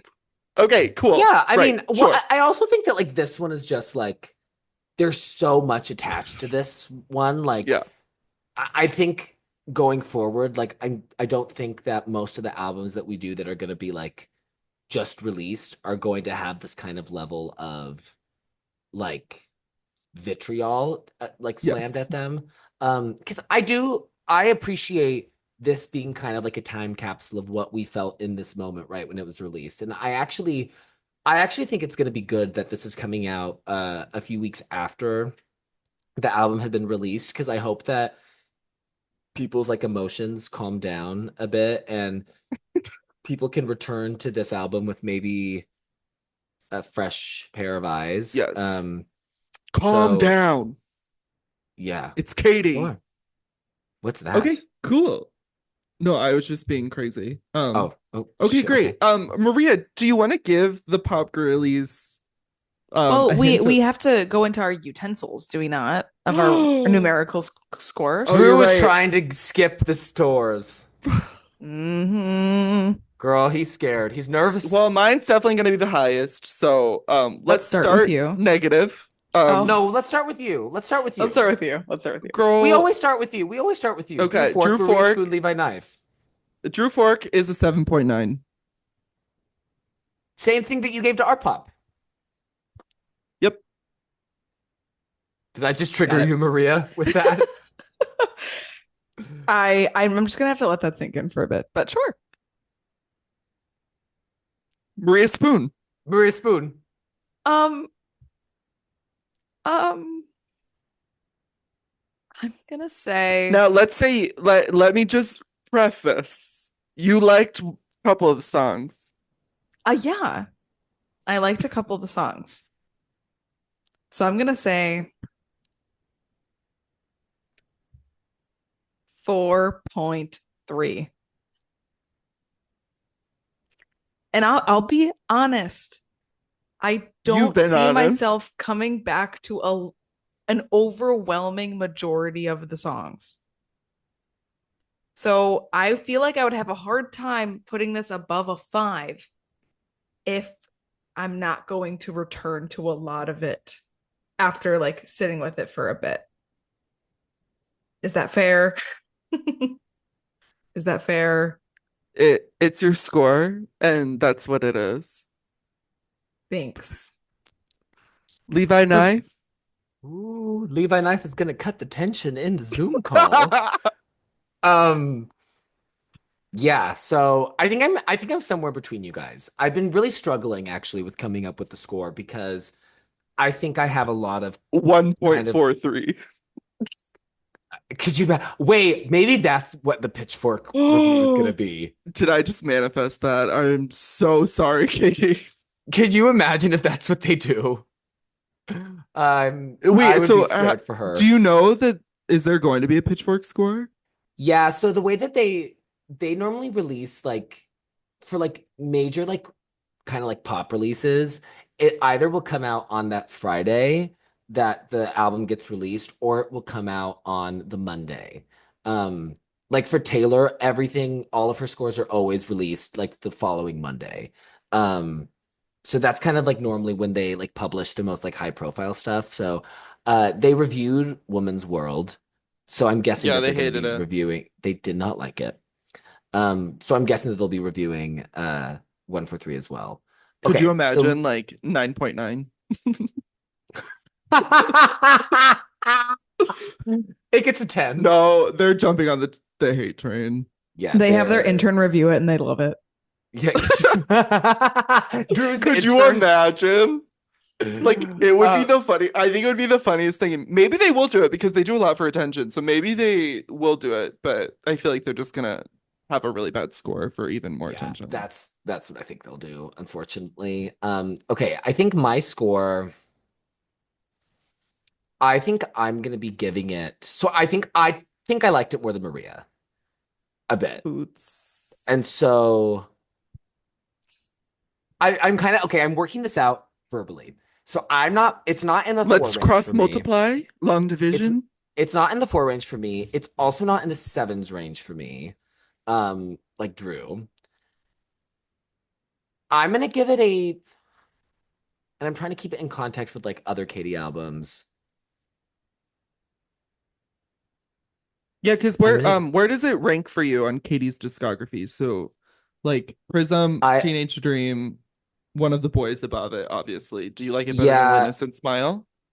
I think I like it more than Smile. Witness, I'm debating because I think Witness has some higher highs, but it's also like I appreciate that this album's more concise and like uh not as like maybe unwieldy as Witness is. I think I'm gonna give it a 5.6. I think that's fair. I think that is like reflective of things that I like about it. I think it's reflective of there being a few songs that I think are like highlights across her career, but ultimately like it is just kind of coming up short in a lot of areas that I look at for albums.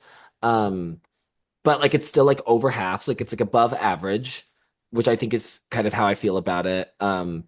So yeah, I'm a 5.6 sounds kind of right for me. Yeah, T. cool. C. No, I said T. I said T. Oh, Sorry. I thought you I said thought you C. said C. C. That's what I heard too, Maria. I was like, oh, I just proved all you guys wrong.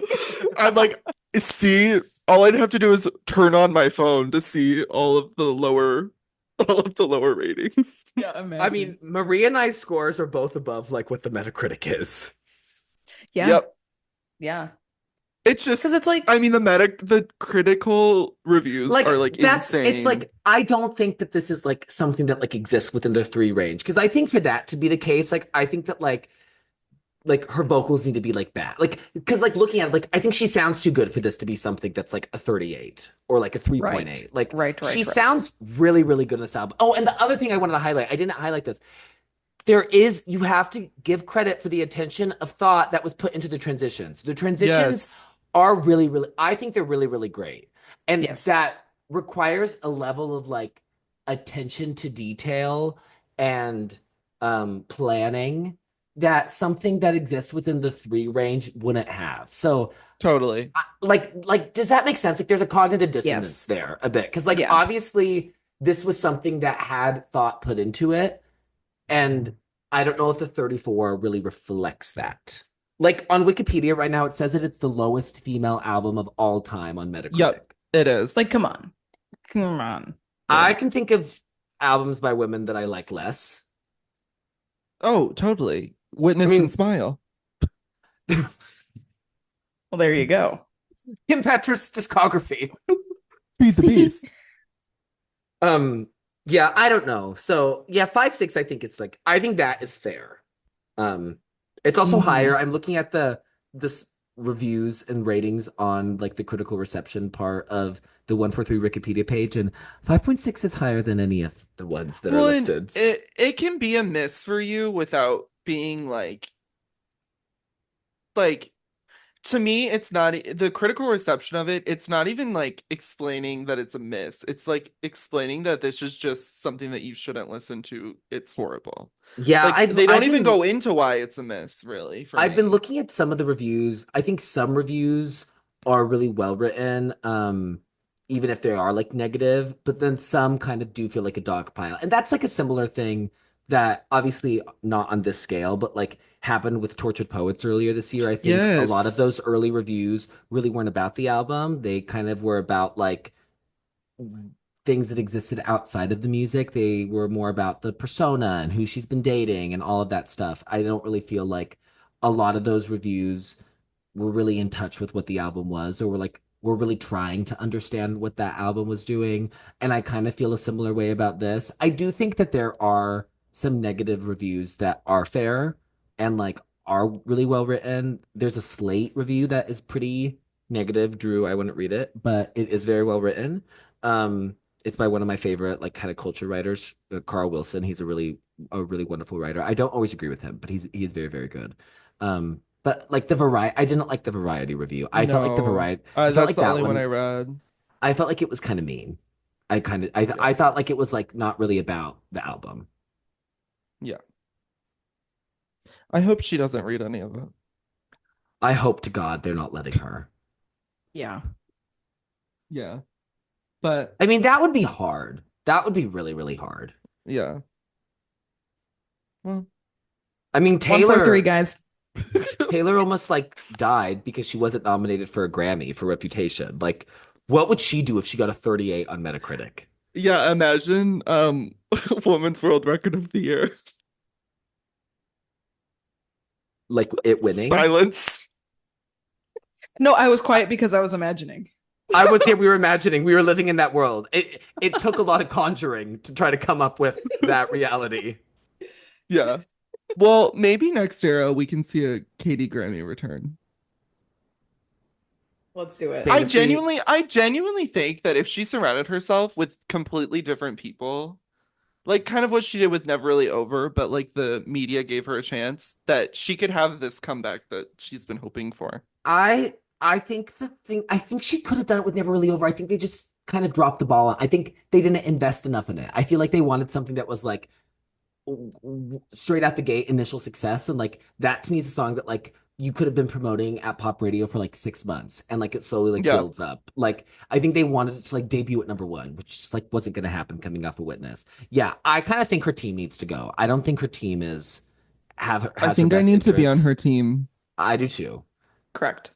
Yeah, because I don't think that they have her best interests at I don't heart, think or so. like I mean, they let her have Dr. Luke on a whole album. I mean, it's not like I'm sorry, but and I because like think they've done it's like their a job decent to job. know not to do that. Like it's their job to tell her Yeah. like you can't do this. I mean, like even when the rumors were coming out before it was announced that he was on it, I was like, surely like any like it's not even her team. Any team of any pop star would not let that happen. Like it's just like and you've seen it in other things. Like everyone else's pop, like all of the other pop girls who work with him, they're doing their best to like cover it up, you know? It's I don't get it. It's really It's Yeah. bad. baffling. That was yeah. Well, next era, please. Let's not call Improve. him back. Let's improve. Yeah, like I kind of want her to work with somebody outside of the pop world. Like I would That's what think I that would think. I be think I think that's in previous comebacks from pop stars, I think that's what's been successful. yes, because Either it reads as complete genre authentic. shift or Yes. yeah. Yes. I want her to, yeah, just like don't chase a hit. Just make what you want to make. I mean, like she needs, I mean, she won't have it like this, but like a folklore kind of situation, I think would be Yes. really beneficial for her if she like completely did the shift, like maybe kept one of the producers that she previously worked with, but then had a completely different sound, different producer, you know, I mean, I would help in love, the writing department. yes, I would love for her to like make something that's like reminiscent of the album tracks of One of the Boys. Yes. That to me is like we need to do that because all Yeah, those songs definitely. read as so authentic and like so like just so her, like they don't feel like something that were like written like in like a writing lab of like 1,000 different people. Like that's what I want. That is I'm what I gonna be want. honest. Get Taylor Swift in that studio. I'm She doesn't telling even need you. to be she doesn't need to be credited. She likes pseudonyms. So do that. Have whatever the fuck her Swedish pseudonym for this is what you came for, Niels Schlagerberg or whatever it is. Have him write it because I don't know. That's I've always think that like I don't think that they should do like a full like collab, but I think that like if like she had like a co-write on a few Katy songs, I think that would be like a great kind of like moment for pop culture people. But also I think that like she would like add kind of a level of lyrical sophistication Yeah. to. I love Katy. I mean, to kind of end it off talking about the future of Katy Perry, like what kind of I know we kind of talked about it briefly, but what kind of sound would you think for KP7 would be your favorite? What kind of sounds, or is there an album that you think if she kind of went in that route would be the most successful for you personally? Pop rock, pop rock, pop So rock, like pop rock. just like one of the boys. I mean, but like the new version, like, like Yeah. not like One of the Boys to me, it leans a little, especially her vocal deliveries lean a bit into kind of like indie girls sometimes, Yeah. like with the way that she pronounces words. Like, I would love something like I would love to see like her take on like an Avril or Yes. like that kind of honestly, Dan Nigro might be like an interesting person for her So to good. like collaborate with. The collaborator on Sour and Guts and the Rise and Fall of a Midwest Princess. Like I think he would maybe bring something to her world. He's so great with like acoustic instruments and building songs that sound like a band is playing them. And That's what I want. he really hasn't had that kind of he's only worked with the new artists. Yes, So he hasn't I'm worked with interested somebody to see, established. yeah. Yeah. Yeah, I totally agree. Yeah, I think like obviously everything that Levi said, I totally agree with, but like how pop rock being like where she really shines. I think anything with guitars, I think with her is a green light. Yes. Um, Yeah. yeah, I think like her like the backdrop of guitars with her voice like is just like a really great blend. And I totally agree with Levi with what you said too about like sometimes like the way she would pronounce things in a lot of her older tracks is like really unique and interesting. And it just like has that like late 2000s Yes, so vibe. And it's much. just like so tangible, like that kind of like indie rock, pop indie rock Yeah. music. So I think that would be super cool. Like I would love her to like be with instruments like that again for sure. Yeah. It's kind of interesting that you said Dan because I wanted going into 143, I really wanted it to be like Pang by Caroline Polachek, which she Yes, you really produced. did. Um, which I would still love if she did kind of a sound like that. But I would agree. I think you've convinced me that the pop rock I is I just think she needs to step away from synths for a second. Like yeah. they haven't been treating her Step well away, lately. Katie. Yeah, throw that synthesizer away. Go to like Go to Guitar Dan's garage. Center. Yeah, go pick up a She's new acoustic or a new amp, she's learning the truth even if it hurts her. even if oh, and it's hurting her right now. It might It hurt, really Yes. is. girl. It might. It's gonna hurt. It's not gonna feel Mhm. good. Okay, I think have we reached Okay. the end of 143 We land? have. I I'm think so so. thankful for my pop girlies. You made me feel so better with all of the negativity online. It's been a I mean, little hard being a kitty cat right now. at the end of the day, the only thing that matters is like you and your relationship with the music. Like Yeah. that's what matters. Like if you're getting something out of it, then that's really all that you need to focus on. Yeah. And it would help if my Mhm. signed vinyl wasn't stuck in Wisconsin. So, Oh, that would help. Oh, that would help. yep. Okay. Well, Maria, Maria, what's next week? Yes. So our clue for next week is that this album is really, really great for existing within the context and falling out of coconut trees. ooh, Dot, Ponder dot, that. dot. ooh, dot dot dot. On Yep. that note, Pop Girlies, make sure you're registered to vote. Uh, in the upcoming election. Please. Please Please. vote for well, I'll Well, we endorse vote We're for Pop Kamala. endorsing. girlies endorse Pop Kamala. Let's Girlies. just say that. This Should is we our like send official that to like endorsement. CNN? Like send like a press release out. Pop Girlies endorses Kamala Harris and Tim Walz. Yeah. Breaking We news. endorse. I mean, We endorse. if it's not clear enough, I mean, If Yeah, Taylor can do it, we can do it. for and if real. Chapel can't, we can. Yes, that's true. Oh, girl. Yep. Okay. So I think uh for now, um, I'm gonna go look at the truth, even if it hurts me. I'm gonna gimme some dinner. I'm gonna go to the grocery store, get groceries, and repeat it. What is I don't that a know. reference I to? was trying, I was trying to do a riff on the love you till the end and then repeat it. That was really bad. You're gonna go to the store and love you for lifetimes. Great. Thank you All all. right, 143, my pop girlies. We love you, Pop Bye. Girlies. Bye.